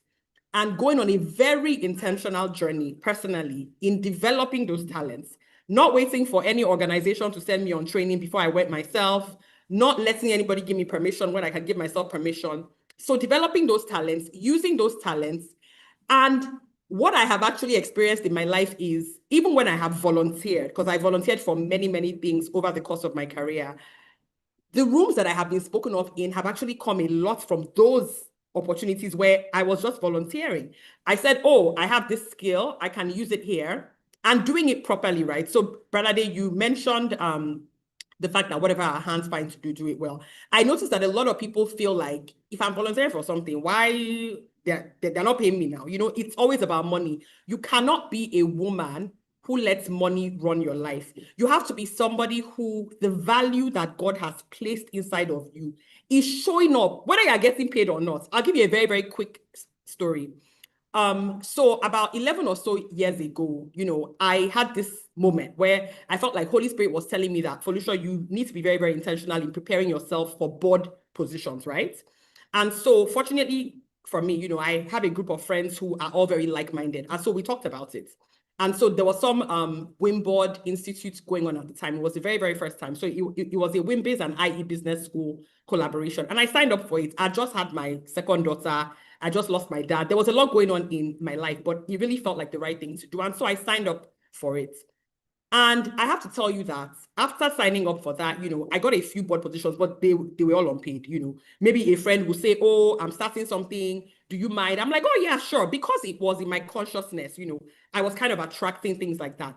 But I did not get my first paid board position for maybe about 8 years after that.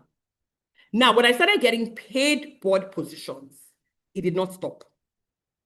And even with those positions, every single one I have gotten has literally been somebody messaging me or calling me and saying, I got your name from so-and-so person, and they referred you for this. And then we spoke to maybe one or two other people, and they confirmed that that's who you are. So we'd like to interview you for this position.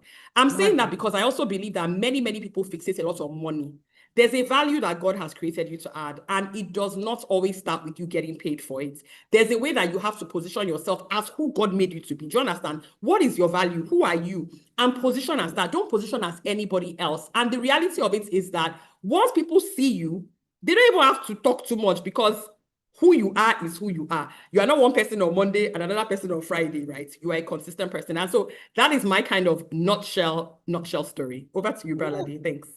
First of all, the stories you both have told are so powerful. There was something that Apostle Isi said when she said something about being announced before you are announced. It seemed like she wasn't getting paid. But do you know, if you prorate what she's getting paid now, it feels as though you've been being paid for the last 8 years. It's almost like an accumulation of deposits that eventually breaks through for you as you serve diligently and maximize. Ooh, that's a word Felicia and I share because she's a strengths Gallup coach. Felicia, just real quick, do you have maximizer in your top 5? No, I haven't. I think it's somewhere in my 15, but it's actually not in my top 10 even. Interesting. Ironically, interesting. yes. But most people who are really crazy about strengths, I have maximizer in my top 5 are maximizers. And Felicia is one of those people. I mean, I read about your books, the work you do with young adults. It's not a job for you. I don't know. Some people here in the audience. It's not a job. These are women. Yes, these are women who have found themselves in the confluence of earning where their heart is. Even Ijoma, our convener, has found that Uche, DDK, Apostle Isi, all of these people somehow, and when I say somehow, we know how, because Ijoma is unlocking the code for us even now, and will further do so with her courses and all. So I want you to keep paying diligent attention as I ask them the next question. So let me ask you, ladies, when someone refers you, I mean like really refers you, staking their own name on your own name, you see, because it's almost like payment. It looks like, oh, it's casual. No, that is reflecting on their own credibility as well. What do you think they're remembering? Because it might not just be your CV. I mean, many people have the kind of CV you have, or even better, it might not just be your title. What specific thing about how you showed up made them confident enough to say, Felicia is the one, Dolly is the one, whoever is in the chat is the one? What is that thing you feel? So I think it's 2 things. Okay. For me, I think one, I think it is the value that you brought. I think people underestimate how much people actually study the value that you bring to whatever it is you're doing, whether it's, a group project, whether it's individual, whatever the case may be. I think the second thing is how you make people feel. I think that your character is so important. Yes, because listen, I don't want anybody, with a raggedy spirit up on my project. I don't care how much value you deliver. If you're raggedy, I don't want you anywhere around me, because the truth of the matter is that some people deliver, but nobody likes them. Nobody wants to be around them. They are very unpleasant. And it's almost like they are intentionally unpleasant. Do you understand? You don't make anybody feel good. Listen, we're all adults here. Everybody's going through one thing or the other. So for me, I think those 2 things for me have really been a game changer. First of all, that value. Second of all, how you make people feel. What is your character? Isn't it wonderful that you actually can put words to it? Because this is why you go do things like strengths training. This is why you discover who you are. And you hear more from Dolly now. She talks about identity. Felicia speaks about value. If you don't even know what you bring, how can somebody market you? As they're telling you to yourself, you too, you're like, wow, you see me? Yes. That's no longer a compliment. Absolutely. If you're a leader, if you're a boss lady, if you're a woman in full authority of yourself, do not keep saying things like that. There's no grace, there's no humility, there's nothing to be gleaned from that. And that's why I challenged our convener some years ago when I'm like, it's not normal. You are not a normal person. Let me tell you, you're in the chat right here. You feel like I came to learn something. I came to get something. No, you came to also share something with us. There's something you have in your life. There's a strength you have. There's something that has opened doors for you that we can all learn from. And guess who can learn the most from it? Your future self can learn the most from it. Because as your future self knows, oh, this is that magic I have.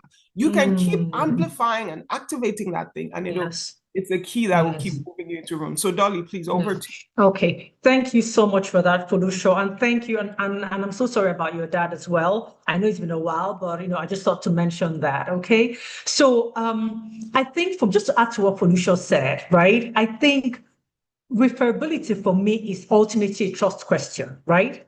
Because there's a difference between being known and being trusted. So, and only one of those gets you referred, okay? So the question for us today will be, can I be trusted? Can we be trusted? I have gotten referrals for jobs, even from Uche and Ajemba, one of our speakers, to represent her, to do a training for a multinational company. I've gotten speaking engagement. In fact, right now, I'm in an an organization for a speaking engagement to celebrate, IWD, right? I didn't ask for it. my name was just mentioned in a room that I wasn't in, all right? So it was solely based on trust because of course, it's not based on what is on my qualification or my CV, right? So I have seen people that, I've seen that people refer who they trust, not just who is impressive. So trust is built through integrity, the consistency between who you are in public and who you are in private. So for me, a referral-worthy woman is the same person in every room, the boardroom and the back room. Deborah, in Judges 4, she was a mother of nations. She was a judge. She was a wife. She was a military strategist. She was a writer, a poet, and she showed up as the same whole person in all her roles, right? So the same integrity that makes a woman referable in leadership makes her safe in love. Consistency in privacy, faithfulness in the ordinary. The Bible never recorded any conflict between Deborah's national calling and her private covenant. So why do we keep telling ourselves, because I'm married, I don't have time? She had the same 24 hours that we had. And she had time to do everything, to play her role as, I think she had 4 roles. So I think a referral-worthy woman knows the difference between her role and her competency. A role is a title, a position, what you're called or appointed to, a wife, a manager, a pastor, an apostle, a teacher. Roles can be given to you and be taken away from you as well because they're external. You see what I mean? But a competency is an underlying ability, a quality, a skill that enables you to fulfill a role effectively. So competencies are internal, internal, right? They're transferable. They're things you can pass to somebody else. So they travel with you across every role that you carry.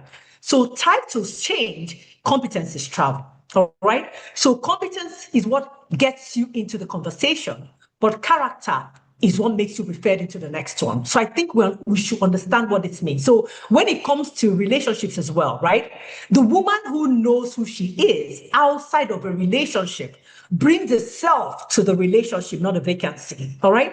That is what makes her genuinely referable as a life partner. Okay. So people choose who they trust in love as in leadership. Character.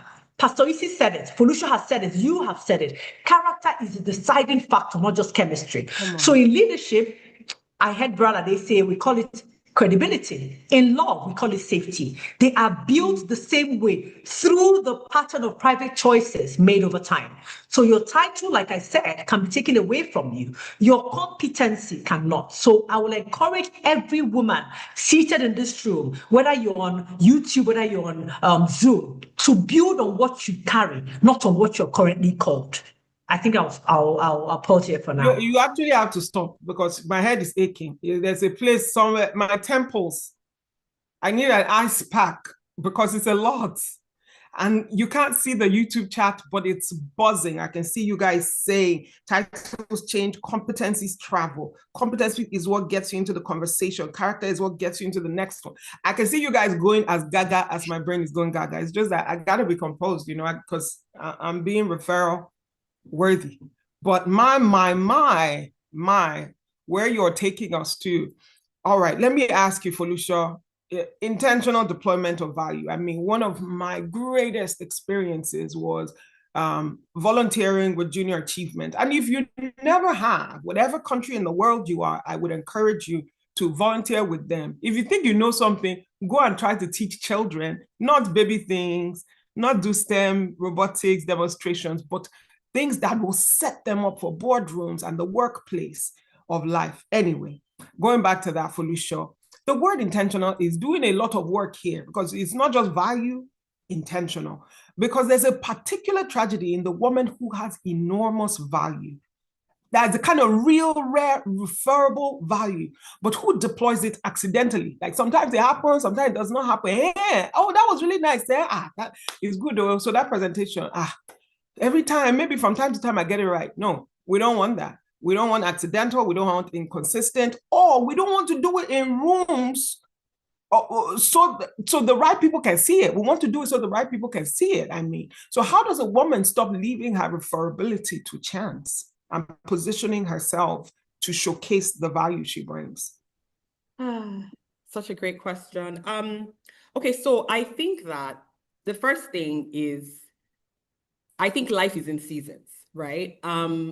because I'm sure that we have all sorts of ages of women on this call, and even some very brave men that have decided to join a women's gathering. I don't want people to think that, you know, I am going to be referable from day one. There's a process in life.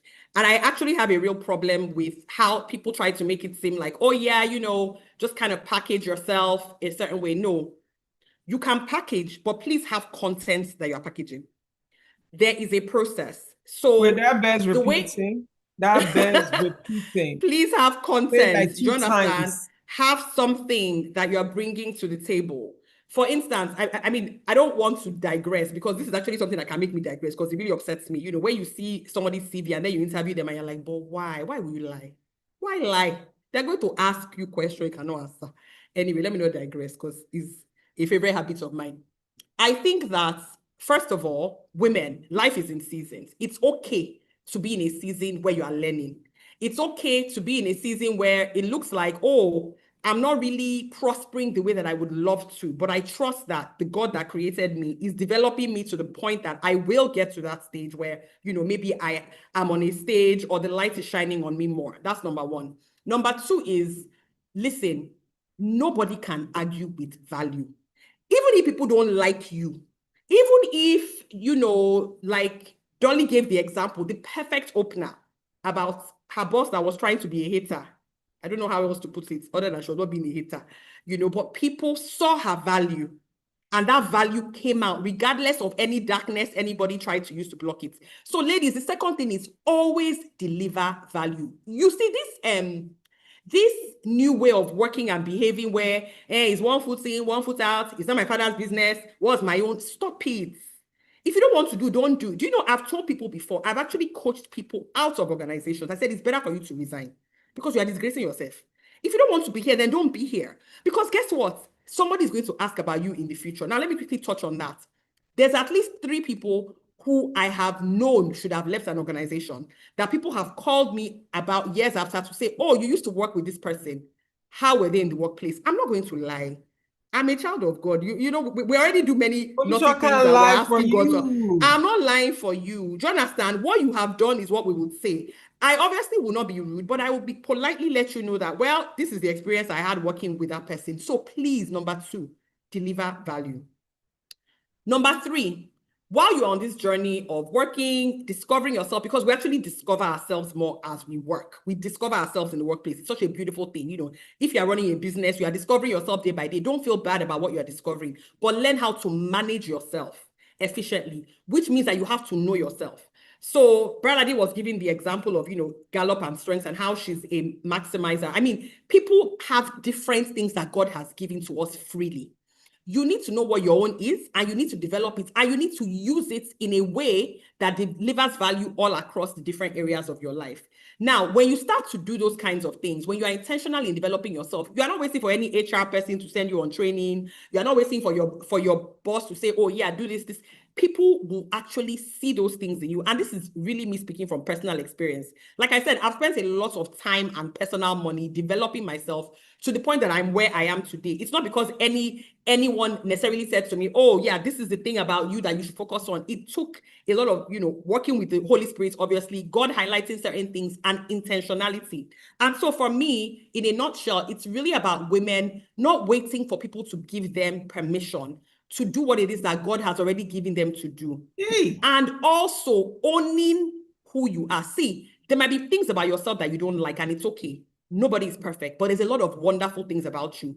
I need you to own those things, and I need you to begin to figure out, so how do I apply these things in my workplace? How do I apply these things in everywhere that I'm showing up in? So that even though there's 10 engineers, and we all have maybe degrees from the exact same school, the way that we are coming across in the office is very different because we're using our strengths and our talents to shine in that place. And that is what is actually going to get you to the levels of being a referral-worthy woman. At some point, listen, it goes beyond your job description. It goes beyond your KPIs. All those things are what people expect of you because you have a degree. What else are you bringing to the table?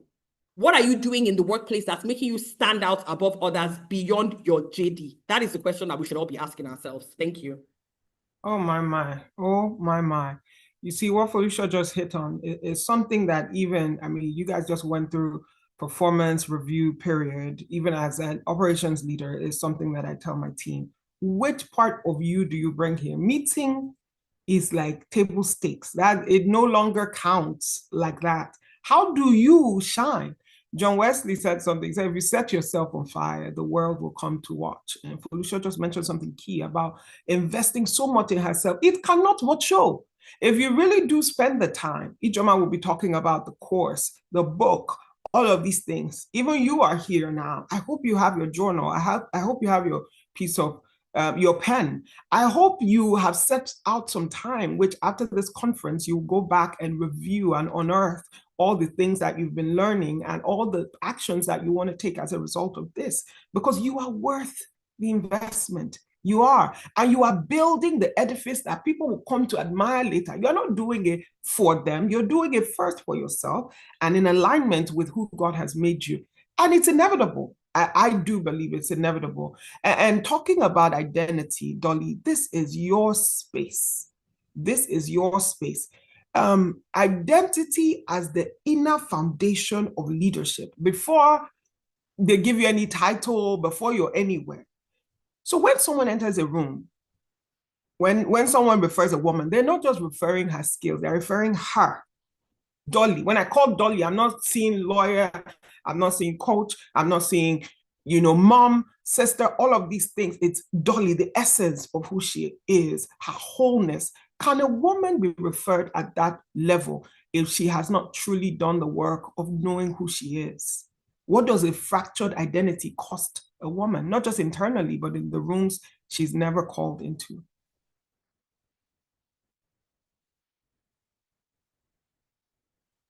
You're muted.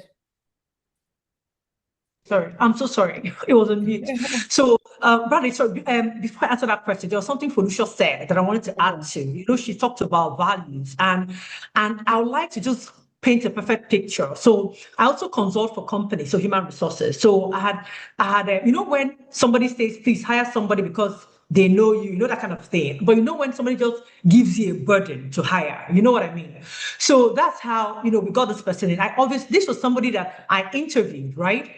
And she didn't know, she didn't hang up she didn't cut the call. And when I said, please send me your credentials, I said, which one is credentials again? Just imagine. Yes. And I finally hired this person for the company, just to, you know what I mean? You know how it works. So we brought the person in. And the next thing, when you haven't come to a place where you've told yourself that I don't know this thing, I need to know it, what can I do? Instead, what you begin to do is you're pointing finger on every other person but yourself. So, and she comes to me during the one-on-one and says the environment is toxic. I'm like, how does she know the meaning of toxic when she doesn't even understand what credentials are? You see what I mean? Because that is somebody who is looking outwards, so looking inside of herself to do the inner work that she requires to add value to the company she works for. You see what I mean? And that happens because when people refer people who do not have, and that's why people don't stick up for things like that. You have to, when you're referring people to people, you believe in them, you trust them, that's why you're referring them. So when you refer people who you don't trust, that's what happens. You see what I mean? They bring a bad name to you. So I wanted to add that because Felicia said it, and I needed to highlight that so that people will understand that awareness is the first break towards healing, towards restoration, towards even being the best that you can be. All right. So let me go to your question now, Braladi. So, Braladi, I think my answer to you would be no, right? And in Deborah in Judges 4 is my favorite leadership case study, not because she was an extraordinary person, right? But because she was whole. She knew who she was in every role she carried, Braladi. Deborah held 7 roles simultaneously: a wife, a judge, a prophet, a warrior, a mother, a poet, a leader. And she did not lose herself in any of them. This can only be possible when identity is not defined by role. She was the same person in every arena because who she was did not depend on which title she was wearing or what hat she was wearing. So leaders who do not know who they are get reshaped by every room they enter. So for example, when they enter a room with politicians, they say and do things that please that set. When they enter a room with clerics, they do and say things that please that set. But leaders who know who they are bring definition to the room. So the principle applies in relationships as well. Can you love without knowing who you are, Bralade? The answer is no. A person who does not know their identity will look to a relationship to provide one. And a relationship was never designed to be an identity. It was designed to be a partnership between two people who already have the identities. So for me, wholeness is the foundation. You cannot give what you don't have. You cannot live sustainably from an empty center. So identity is not arrogance, Bralade. It is the settled knowing of who you are that allows you to properly serve without needing the room to complete you. All right? So that's the first bit. So your second question is fractured, right? So for me, Bralade, it will cost you every single thing, being fractured, right? Because it's not just an internal thing, it's also the reason why you're not entering those rooms, right? So a woman who has a fractured identity is not just emotionally unstable. She's strategically unreliable. I talked about trust earlier, right? She cannot be referred because the person who shows up in the room may not be the person who was described. You see what I mean, Bralade? So, and the referrer, the people whose reputations travel with the referral cannot afford that risk. You see what I mean? Uche talked about risk when she was trying to, when she brought about the Daniels, design for how we should behave, how we should act in our workplaces. But I also want to tell you what happens when your work is real, even when your name is being withheld. And I know I mentioned my experience, right, in a multinational company, right? And I'll use that again as an example. So my name was in a room I never entered, Bralade, because the work I did was real. And real work travels even when someone is trying to stop it. Felicia said that clearly as well. Do you understand? So you cannot always control who says your name, but you can control whether what you're building is worth saying. It's as simple as that. So a woman who knows who she is and works from that place of knowing, I know who I am, I know what I carry, I know what God has given me, her name will find rooms she didn't book herself into. So the question is not, what do I bring to the table? It is, who am I when the table is taken away from me? So wholeness for me is not a luxury for women building their lives. It is the foundation. You cannot build a healthy relationship beyond the version of yourself you know. It is as simple as that. Felicia, what's happening in this place? What's really going on? Clock in this it. room? Clock everything. Do you understand? Like, just clock it all. Felicia, as a fact, I have to list your question onto, just the follow-up from Dolly. How is it that one of the most important things in your resume is missing, Felicia? Felicia is wondering now. Because it's you that's asking me this question. Because how am I listening to you on YouTube and I'm finding out that my daughter's favorite show is your daughter that is my daughter.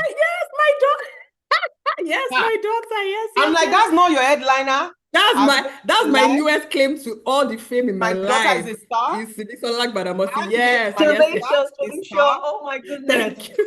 You said that to me, Bralade, please. A referral-worthy woman. I make women referable. I make your children referable. I mean, you've done such extensive work with children. It's wonderful for you to talk about the 10 million girls. It's wonderful for you to talk about the reach of junior achievement. It's wonderful for all of that. But to see you actually deploy that in your home, and I know many people listening to us here, they're mothers, right? They're not just mothers, they're career women. What they planned around their life is not necessarily what they're seeing now. And I heard you allude to that really vulnerably too, which is that you didn't grow up with thoughts of, I just want to be a mommy, I just want to cradle my baby and pick out the clothes. But you knew that this assignment was something that you were going to have to do intentionally. So I love that you didn't just generally say, let them do piano, and what do you call it, swimming, jumping. Now, how we can be extra and a half. Yes. And they are in everything, doing chess and all. You looked for the strength in your children, and that is something that you advocate for. Leveraging it to women now, and hopefully, audience, you can take this and deploy it even with your children. There's sometimes that the places we're being referred for are no longer aligned with who we are. I mean, you started with a very solid IT background. You've been trained in the US. You have a master's degree, a bachelor's degree. You should be in Google right now, Deloitte, doing things, right? Already, we find your resume very impressive. But if I look at your start and I look at where you are now, I don't know if I were there at the beginning, if I would have referred you necessarily for the rooms that you're in. So what I want to ask you now is, that self-awareness, when you know that you are moving, a woman might think she's known for one thing, but the people referring her are talking about something else entirely. What is the gap between how we see ourselves, where we see ourselves going, the pivot that God is calling us towards, and how we're being referred? How do we close that gap?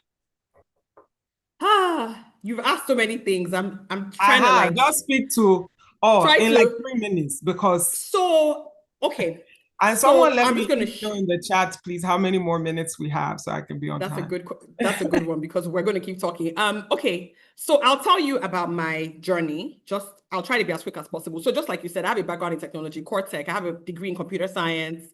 I have a master's in management information systems. You know, I was testing code, I was coding. But once again, it is like Dolly said, it is the awareness that has led me to where I am today. It's two things. It's the awareness, the intentional awareness of my strengths, my abilities, those things that are not gotten in school, just who God made me to be, and really being intentional to want to fulfill my purpose. Really being intentional that money is not going to be the reason that I do not fulfill my purpose. You know, so you're right. I could be in Google. I could be making way much more money than I'm making right now. But I learned from a lot of very, very great teachers that believers cannot be driven by money. And let me tell you that if I say that God will take care of you, see, there's too many things to say on this short call because I have too many examples. But let me just say it this way. My journey has really just been a journey of letting God lead me career-wise. I have never been in anybody's box. I am not following anybody's template. Like Uche said, I'm not competing with anybody but myself. I don't believe that anybody should feel like there is a template that they must follow. The only template has to be the template that God has given you. And the reason I say that is because when I was making the really serious pivots from the private sector to the development sector, it was God telling me exactly what I needed to do. And even that came by a referral. It was referral, even though I was full-time working in an oil and gas company doing tech work. And then, you know, suddenly this opportunity to run Junior Achievement Nigeria came up. And I've always been about impact. And I had spent a lot of time that year doing a lot of self-awareness exercises, Dolly. You know, I'd gotten a coach because I felt like my career, I wanted more, I felt restless. And so I listened to all of that. I got a coach and discovered what my values were, discovered what my strengths were, and pivoted into the development sector. And I am loving it. This has been the most, I think, incredible work that I have ever done in my whole entire life. Like seeing impacts in people every single day is just a no-brainer. Now, let me quickly touch on the parenting aspect that you spoke about, because I think it's very, very important. Dolly gave us a very excellent is there a hashtag, a phrase that we should all just keep in our heads. She said, you cannot build a healthy relationship beyond the version of yourself that you know. You cannot build healthy children if you don't have a healthy relationship with yourself. You see, if you're not true to who you are and understand that we are all different, I don't sit around saying that my children should be the same. So I have 2 daughters. My daughters are night and day. They are so different. And because I have done so much work in being self-aware about myself and discovering myself, I don't think that they are me. I'm not building mini-me's. Parents are constantly building mini-thems. Every single thing that you feel that you did not achieve, you want your children to achieve. If you wanted to be a lawyer and you failed law school, your child must now be a lawyer. I don't understand. Are you God? Are you the one that created them to be who God? Do you understand? So dragging is please, real, parents, man. I'm dragging. I drag parents all the time. I drag them to their faces with love. Because let me give you another example. Maths. African parents are maths. Not everybody is a math whiz. Not every child gets math like this. Not every child is going to just get all A's. How many of you got all A's? What we need to do as parents is pay attention to our children. God is so kind. Let me tell you what I did. before I started having my children, I prayed to God. I was like, God, I'm not one of those people that I was dreaming about fairy tale wedding, dreaming about having children. I wasn't. God, I can't be doing minivan, going to every extracurricular activity. God, just help me. Let's see their talents early. Let's see it early. Tell me what we should focus on so that from day one, we know, okay, oh, is it piano? Is it violin? Is it... Let's know. Are they athletic? Are they not? And God answered my prayers. My siblings laugh about it all the time. God actually answered my prayers. So with my children, God has helped us a lot in just seeing what their talents are early.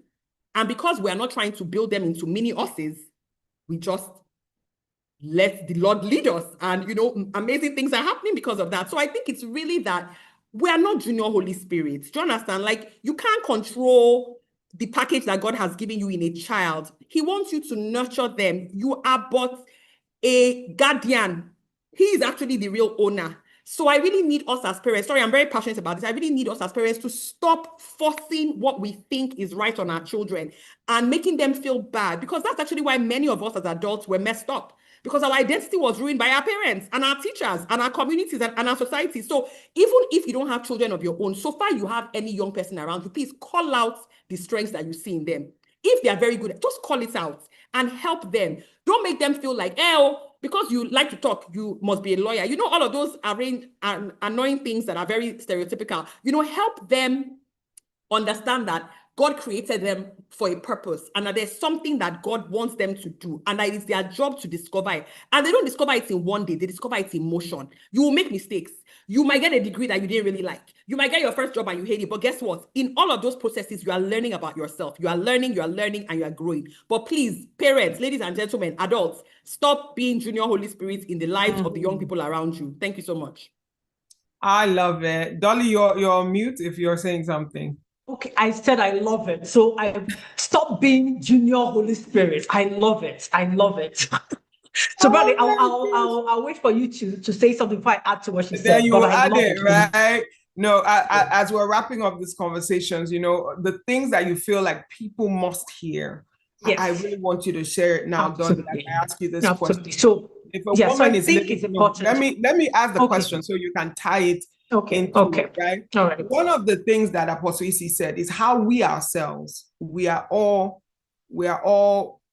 referrers. We're not just here to receive, the ability to be referral worthy or, what's in it for us. It's also how are we that conduit for other people. So wholeness is not a word we hear in boardrooms. And I wonder if the people doing the referring, they can feel the difference. Like you just spoke about an experience where someone referred someone without necessarily looking like, is this person the fit for it? Does this person have the strengths for it? Does this person shine? Is this aligned with the person's purpose and desires? Right? So what is the difference between a woman who is performing wholeness and a woman who actually has it? The truth is the one performing might even ask. The one who even actually has it may never even say. So what does that difference look like from the outside for those of us who want to start referring people? And when I say those of us, sometimes it's even a junior person that refers you. Absolutely, yes. International Women's Day speech. Sometimes it's a secretary in an office who says, I heard this woman on TV, on radio, and talks to the CEO about it, and they call you.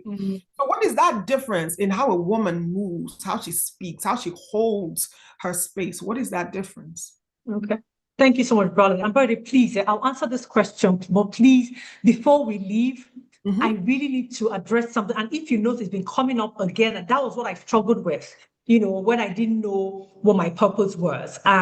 Purpose, we see purpose as something that we find, something that is lost. But no, it's inside of you. It's something you cover, not something you find. So please give me a 1 or 2 minutes later. Let me answer your question. But I think I need to also help people, get to the place where they understand what purpose is, right? So that they're not searching for something that is not lost, okay? So, absolutely, so I agree with you. So referrers are not always, able to name what they are sensing, but they are sensing it, Braladi. The woman who has done the inner work does not perform steadiness. She is steady. Do you understand? So there's a difference, right? The difference is visible in 3 specific areas, and I'll name them for you. So the first one is how she holds difficulty without collapsing or deflecting. I think Felucia mentioned this earlier, right? how she holds difficulty without collapsing or deflecting, how she occupies the room without shrinking or overcompensating. And the third one is how she responds to being challenged. So challenging situations, how does she respond? Whether she reaches for herself or whether she reaches for a mask. We always wear masks, consciously or unconsciously. You see what I mean? So the principles of a referral-worthy leadership and the principles of referral-worthy love or relationship are the same. Because what makes you trustworthy in the boardroom is the same thing that makes you trustworthy in the bedroom. Integrity, wholeness, stewardship, generosity. Generosity means to expand someone else rather than diminish them. So they can feel it, whether you're whole or whether you're performing wholeness. They always know, brother. So it's very important to understand. And I'll give you an example, right? When I started this work, right, I used to be invited for talks in the TV stations. In fact, I even appeared full page on Guardian newspaper. People would invite me to churches to come and teach, brother. However, I knew there was something missing. When you know that it's not deep, there's just something I knew that wasn't there. Do you understand? And I have to tell myself the truth. So honesty is very important. You have to start with honesty, because for a long time, I was driven, but not yet clear. I was getting invited, like I said, I knew they were not grounded. I knew whatever I was saying was, they were not grounded in something deep. And looking back, brother, that uncertainty showed, because if I could feel it, that means the people that I was teaching or coaching or whatever, they could feel it as well. Do you understand what I mean? So credibility was not handed to me. It was built through ordinary faithful days, through mentorship and training by Pastor Isi, and a few other grounded men of God, right? Grounded men and women of God. So, and showing up consistently without expectations of acknowledgement, recognition, or reward. A lot of times, when Felicia was talking about volunteering, people go for volunteering hoping that, hey, maybe they'll recognize me now. Listen, when you volunteer, it is not a recognition job. It is a service to God. You're serving God. You're using what He has given you to serve. So there is no payment for it. You see what I mean, brother? So the turning point came when I fully rooted my identity in Christ. I stopped performing a version of myself. I started aligning my work with who I actually am. You see the difference? So I have to ask myself honest question. Who am I? What do I carry? How can I use what I carry, what God has given me? And when I started answering those questions from a real place rather than a performed one, that is when the right referrals started coming. Not more referrals, brother. The right ones started coming. People referring the actual me, not the version of me that had been projected. You see what I mean? So for me, the pathway for the woman who has been leading from whether a broad identity like mine before, it is not from a dramatic place. It starts with one honest question today, not tomorrow. Who am I when no one needs me to be anything? You see what I mean? Start there. The real you is not far. She has just been waiting for permission to the one whose name travels. So when the real you starts being the one whose name travels, people are not just referring your skills. Wow. They are referring your presence. They are referring your steadiness. They are referring your wholeness. And that for me is the referral that holds, brother. It's okay. It's okay, because we also need to breathe. You cannot just use water and just be pouring down our throat, our nose, our everywhere. We got to breathe. Dolly, like what? Wow. And I'll just ask you to wrap this up, Felicia, in 1 minute, 30 seconds, because you can do it. There's a woman in our audience today. She's right there. She's Buki. She's Nkechi. She's there. She's genuinely excellent at what she does, but her name is not traveling. She's not being referred. Mm-hmm. She's not being thought of when the opportunity arises. Even her friends are telling her now, I don't know why. You are such a star. I don't know why. What is the honest conversation she needs to have with herself about why that might be? Okay. So 2 things. I'll say 2 things because I know that we're wrapping up. So yeah, we're wrapping up with this. Yes. Yeah. So we will talk about what I think that she needs to be doing. But just very quickly before that, I want people to know that your name actually travels at the speed of the experience that people have of you. Your in-laws, your neighbors, the people that you don't even think can refer you, your name travels at the speed of their experience of you. It's not always the people that you think that are going to refer you. Sometimes it's the most random of person. So always remember to just give people a good experience. Do not be the person that, you know, the experience of you is just always, just try to be a decent person at all times. I just had to get that out. As far as the lady who feels like she's doing great work, but nobody's referring her, there's a few things. I love what Dolly said about volunteering. You see, every opportunity that I have gotten for next level in my life has come from volunteering.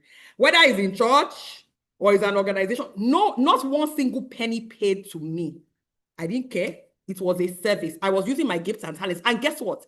In those moments, I was also developing myself, those talents. I was also even discovering the additional talents I had. I remember there was a time that I was serving at church that it was through that service that I discovered some things about myself that I could never, ever have discovered working as a 9-to-5. So lady, what I want to tell you is put yourself out there. Stop thinking about just your workplace. Do other things outside of work. Volunteer your service. See, God owes no man. He doesn't owe anybody a penny. If you volunteer your service and you do it out of just the sheer, God has given me these gifts and talents and I can uplift or help another organization or another person, God owes no man. You will see that your lights will start shining and people will start referring you in places that you never imagined. But let us all stop thinking about just money, money, money. Our society has become too obsessed with money. Young people are so, it is a problem. There's value beyond money. Thank you. There is value beyond money because as you get that value, money will necessarily chase you. You will not be able to stop the flow because you have focused on the right thing. I want to thank you, wonderful ladies. I want to thank you, Dolly. I want to thank you, Felucia. You not only shared value, you shared vulnerability, and that authenticity is impacting us even now. Thank you so much. We appreciate you, the great work you're doing for your families, for your workplaces, for the communities, for women all around the world. And we want to thank our convener, Ejiro Nwakuche. I see people in the chat really appreciating this, and God bless you all for spending this time with us and for improving yourself, because the more you become referral worthy, the more you can contribute to society and to the world.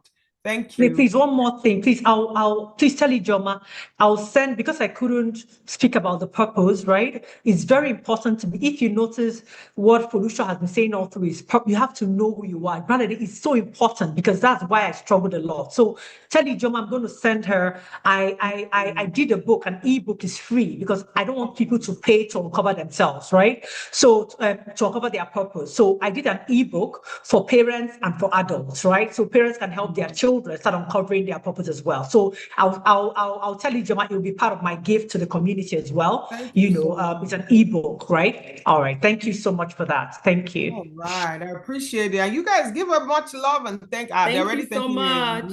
I appreciate it. Thank you. God bless you. Well done, Bralade. Moderator par excellence. Thank you, Bralade. Well Well done. Well done. Thank you. Well done. Bralade, are you still breathing after that? Oh. It's been a lot. It's a lot. It's a lot. It's a lot. But well done. Thank you, Felucia. Thank you, Dolly. Yes. It's amazing how you come here thinking you're just going to host, but you end up with notes and notes and notes. Did you guys take notes? Do you have notes? Are you putting them in the chat? Are you saying thank you in the chat? Is the value that God placed in you, is it showing? Nobody can argue with your value. The most important room is the room where your name is being mentioned. Are you developing your talents and your strength? And by the way, I did Felicia's strength course. I was a bit bummed when I first saw my strengths, but I've later grown into them and accepted them, and it really has helped my career. So if you can, do a strength course. Something powerful that the speakers mentioned, Felicia said she prayed for God to help her identify the talents in her children. I want to flip that and say, pray that God helps you identify your own talents so you can start to develop them, because a lot of us don't know, or a lot of people don't know their talents. So a lot of things we might be saying might be kind of just flying over you. So pray that you identify your own talents and then you can start working on them, right? You should be the one whose name travels. That's just, and volunteering is service. See, today has been packed. I know we're over time, but honestly, it's worth it. It's been, and I need you to tell me in the chat, has it been worth it for you?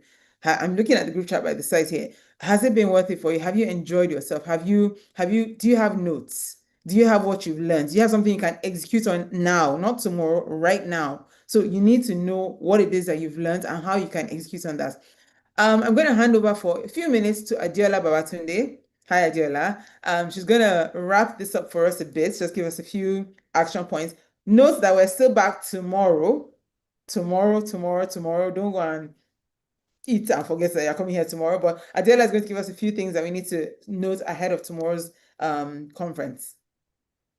Thank you so much, Hannatu. That was brilliant. Thank you, Bralade. Thank you to the panelists.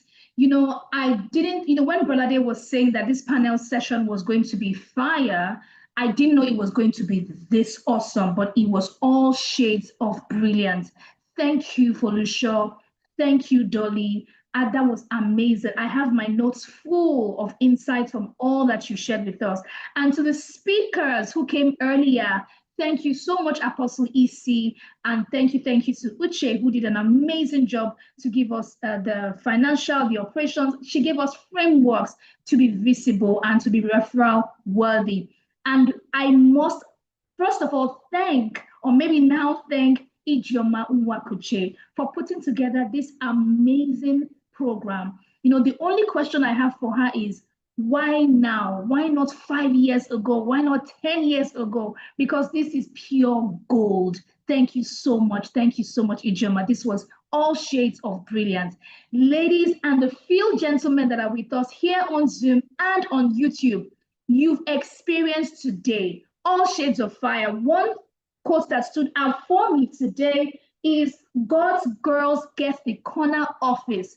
There is so much more. And I never heard that before, but that was just so amazing. And if you thought today was fire, wait for tomorrow's energy. We have even more speakers, and it's going to be twice or maybe thrice the power and the lessons from today. So if you have enjoyed any part of this conference, I don't want you to hoard it. I want you to send the link to your friends, your families, your colleagues, your ancestors, if possible. Refer people to the YouTube channel. Be a referral person first. Refer people, okay? Refer people to the YouTube channel, and let's all learn together. So ladies, just before we go, ladies and a few gentlemen, we have some things that you need to be part of. You absolutely need to be part of. If you want everything we've been saying to consolidate and become one with you, and you become that referral-worthy woman, you need to be part of these 3 things. And the very first one we have for you is that you need to be part of the advanced force. You need to be part of the advanced force. It's the referral code book. We're launching a book, we're launching a community, and you need to be among the first circle of women working with this message before the book officially launches, okay? The book is going to launch, but before then, you need to be able to be part of, thank you so much, Multimedia. You need to be part of this. And so you join the waitlist. You need to join the waitlist. Multimedia will share the link. Please share the link in chats on YouTube and in Zoom. Please remember what I said. Do not take all this in alone. Send the link out to your friends, families, colleagues, neighbors, and everyone else around you. And what are you going to receive when you join the waitlist, when you join this launch community? You're going to get an invitation to a closed-door fireside session on the 28th of March. You're going to get exclusive preview of 2 chapters before the book launch, right? You're also going to get early access to the thinking shaping the book. So what brought this book together? What thoughts were behind it? You're going to get that access. You're also going to get priority updates leading to the official launch of the book in May. So if I were you, I would click on that link. Thank you, Multimedia. I see that you're dropping it in the chat already. If I were you, I would click on it immediately. And this group will be the frontline community helping to shape the conversation. So make sure you rush and you click on that and you join the community for the book launch. Now, the second thing we want you to be aware of and take advantage of with both hands is the online course. If you're as excited as I am about the online course, I want to see your emojis. I want to see your emojis on Zoom. I want to see your emojis in the chat. There is an online course for this program. You know, this is fantastic because while others are waiting, you're learning, you're growing. Thank you. I see your comments in chat. You're growing, and you can do that right from your computer in your home at your own pace. So it is the referral code activated, and you're going to learn the 5 pathways of becoming referral worthy. I want to say thank you to Ejiro Nwakuche for putting this together so that immediately women can start to rush to the online course and begin to learn and begin to grow and become referral worthy women. So it's a practical learning experience. It's designed to help you translate insight into marketplace impact. If you thought you heard some things today, wait till you sign up for the online course. And it's just a small investment of $200 if you're paying in dollars, and if you're paying in Naira, it's 250,000 Naira.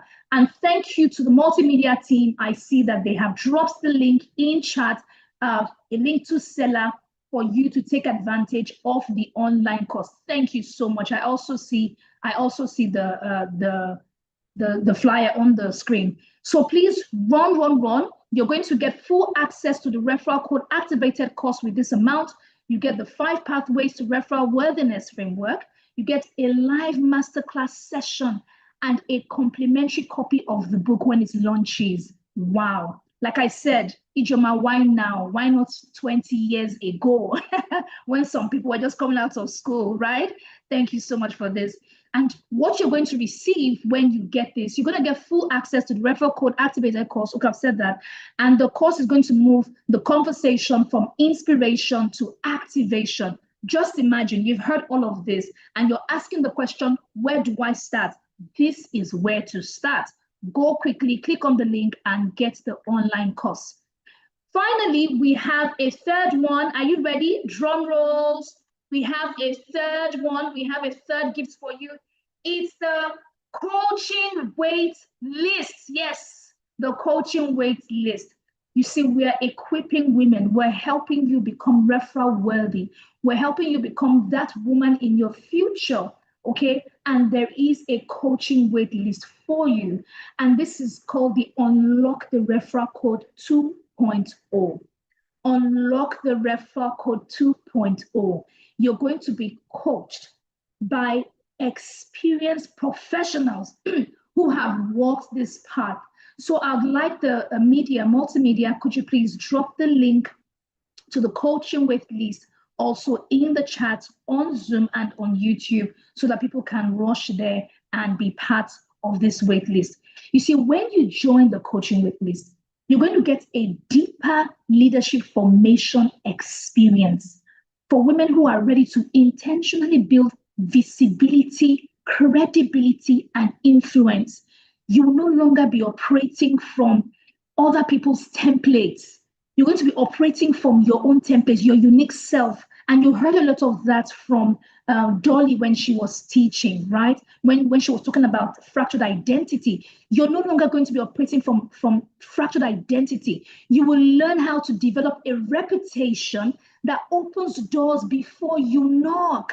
And that's what you want. You want to be headhunted and not looking for jobs. I love that story that Ijoma shared earlier. She said, let the job find you. So you're going to be that kind of person that the job is finding you. And you're going to have some special conference benefits, okay? Once you enroll for the course, you will receive 20% priority access to the coaching program.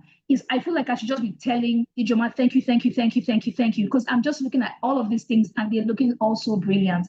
And the wait list closes very soon, April 15th. But I want to encourage you, if you really are serious about this, click on it right now, join the wait list, and let's do this together. Let's grow and become referral worthy. This is the answer to the prayers you've been praying, okay? And the first cohort will be selected from the wait list. So if you know you want to be part of the cohort for the Unlock the Referral 2.0 code, the link has been dropped in the chat box. Please go there, click on it, and rush, join the wait list, and become that woman that even you will be worthy of referring yourself. I hope you see this. So thank you so much. And it is my honor to welcome and invite the one and only convener. Or should I hand back over to you, Hanatu? What would you prefer? Yes. Thank you. All right. So thank you, ladies and gentlemen. Over to you, Hanatu. Thank you. Thank you so much, Adiola. Thank you so much, Adiola. You took half of my notes. Half of the things I was going to say, you took them away. But I want to remind the ladies that from the get-go, from the minute our host and our visionary started this program, she gave us assignments. So if you've forgotten your assignment, let me remind you. You're asking the jobs or you're telling the jobs to find you. And by doing that, you are taking your CV, dusting it off, reorganizing it, making it look really good, and pleading the blood of Jesus over it, and sending it out to do assignments. So don't forget that's your first assignment, right? And you have to remember, just like every speaker has said, you need to build your character. You need to understand that Dominion is a mandate that's been given to us. And you have to build your competence, because that really is the language of Dominion. Don't forget, we've gotten 3 or 2 free gifts. Uche gave us a free gift, which was the invisible code. And also Dolly gave us 2 books. So make sure you go back, click the links or scan the code where applicable, and then get your free gifts. So don't forget that. Don't forget, you're also asking God to show you your talent so that you are able to work with the value you deliver, and you're able to hone and develop the value you deliver. Now I'm going to hand over to Ijoma. And Ijoma is going to come on for 5 minutes and just, wrap us out. Like I said, don't forget, tomorrow, 10 a.m., we're back here. Don't forget, set your alarms, call a friend to call a friend. Like Adiola said, call your ancestors, call everybody you know, and tell them that what I missed, what I had yesterday, it would be wicked of me not to tell you. You can't miss it again on Saturday. Don't forget to subscribe to the link in case we forgot to mention that. Don't forget to follow Ijoma and the Purple Orchid Project on YouTube, on Instagram, and on LinkedIn as well. And then Ijoma, I'm going to hand over to you, so I don't overload our guests with our homework.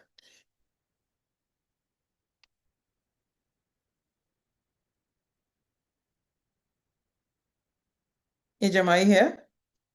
There you are. I'm here. Can you hear me loud and clear? Loud and clear.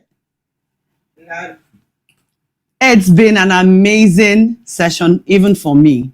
Honestly, I'm humbled by the things that I've heard and the people that have come on here to share. You can never outgrow learning. I want to thank everyone that has stayed until this time. I want you to take a minute and celebrate yourself. Do you know what it means to take out time on a Friday? And some of you may have businesses or work. I want to believe that you took permission, or you're not distracted, and you were able to do this for yourself. You are a referral-worthy woman. And so I congratulate you. I want to thank everyone that has also supported this work. I have a team of formidable volunteers. Look, there are about 8 of them working tirelessly day and night. Some of them are students. Some of them are young career professionals that are in waiting to get a job. But they said, we're not going to sit around. We are going to put our hands to the plow and help a vision and help a mission that makes sense to us. Those are people of value. And so I commend them today. And I say that even as you have supported a work like this, you have automatically become referral worthy. So I want to thank my volunteers, the team of people. I want to thank Shola Amaraibi Chinwe Enekwizu, my sister, who has supported all the way from inception, project managing this, even from the US, Shola all the way, driving the vision along with me. But I also want to take a minute to thank my 2 collaborators. It's very important that I thank Immerse Coaching and EC Benedicta Institute, because what Immerse Coaching Company and EC Benedicta Institute did, where they came together and said, we are going to support you and we are going to put credence and credibility to the work that you're doing, because this is a space that they are known for. That is what the referral code is all about. If you were not sure, just know that even in the entire organization of this conference, we activated the referral code. We have people here that saw Rolake Akinkugbe on the flyer and said, we're going to come. Uche and Ajemba and said, we're going to come. Dolly, Bralade, Hanatu. Everyone came because more or less they used their reputation to refer the work that we're doing. That is what the referral code is. You have to be valuable enough. You have to be credible enough for people to stake their reputation on you. And so thank you. Thank you to my partners, Immerse Coaching Company. Thank you to Isi Benedicta Institute. I appreciate you. Thank you to my sponsors. We had people that call us and say, we know that this is an online conference, but we know that there are things that are happening back end in terms of costs and all of that. I want to appreciate you. You know yourselves. And maybe hopefully tomorrow I'll take the time to just speak about the sponsors and how they have supported the work. I'm grateful for today. My heart is full of joy. Honestly, day one is over. You don't want to miss day two. Day two, the same time tomorrow, 10 a.m. to 1 p.m., 1 p.m.-ish. As you can see, please invite your friends, your sisters, your colleagues at work, everybody that you know. If you have learned something here today, if you have seen something here today that inspired you, if you got a framework today from any of our speakers, if you were inspired by the stories of our panelists, if Apostle Isi charged you to a place where you realize, I must have dominion in this life, and I'm going to not play small, but I'm going to shine. If there was anything in the story that I shared with you that resonated, please send the link out. Tell them to register. Tell them to be here at 10 a.m. Tomorrow is Saturday, and we put it in the morning so that you can go for your parties and weddings afterwards. But come and invest in yourself, and let us all become referral-worthy individuals together. I look forward to seeing you tomorrow, same time, with your journals and your pen, but most importantly, with your heart open to receive all that we have to say. Thank you very much, Hanatu. Thank you, Bralade. Thank you, Adiola. Thank you to the back-end technical people. Everything has gone well because you did your work well. Please remember to put the links. There's a Google form for the wait list for the coaching. Why are we doing this? A lot of people finish from conferences and that's it. But we are here to say you need to have these things ingrained and institutionalized in your life. So if you want to go deeper in these conversations and follow the pathway, the trackway to becoming a referral-worthy person, register, put your name on the wait list so that when we begin to have those communications, you're there on the front line for the wait list, okay? And the book, guys, this is a happy moment for me. Tomorrow I'll share more with you about the referral code book, but it has been a long time coming. And Bralade will tell you more about it if she had the chance. So join the wait list because the wait is over. The referral code book coming out May 2026. It's been 5 years coming. So please get ready for it. It's just to put your name. You're not paying money to join the wait list, but you're going to be part of the advance force when we begin to take the conversation further and become the movement that this is. God bless you and remain referral worthy. Thank you.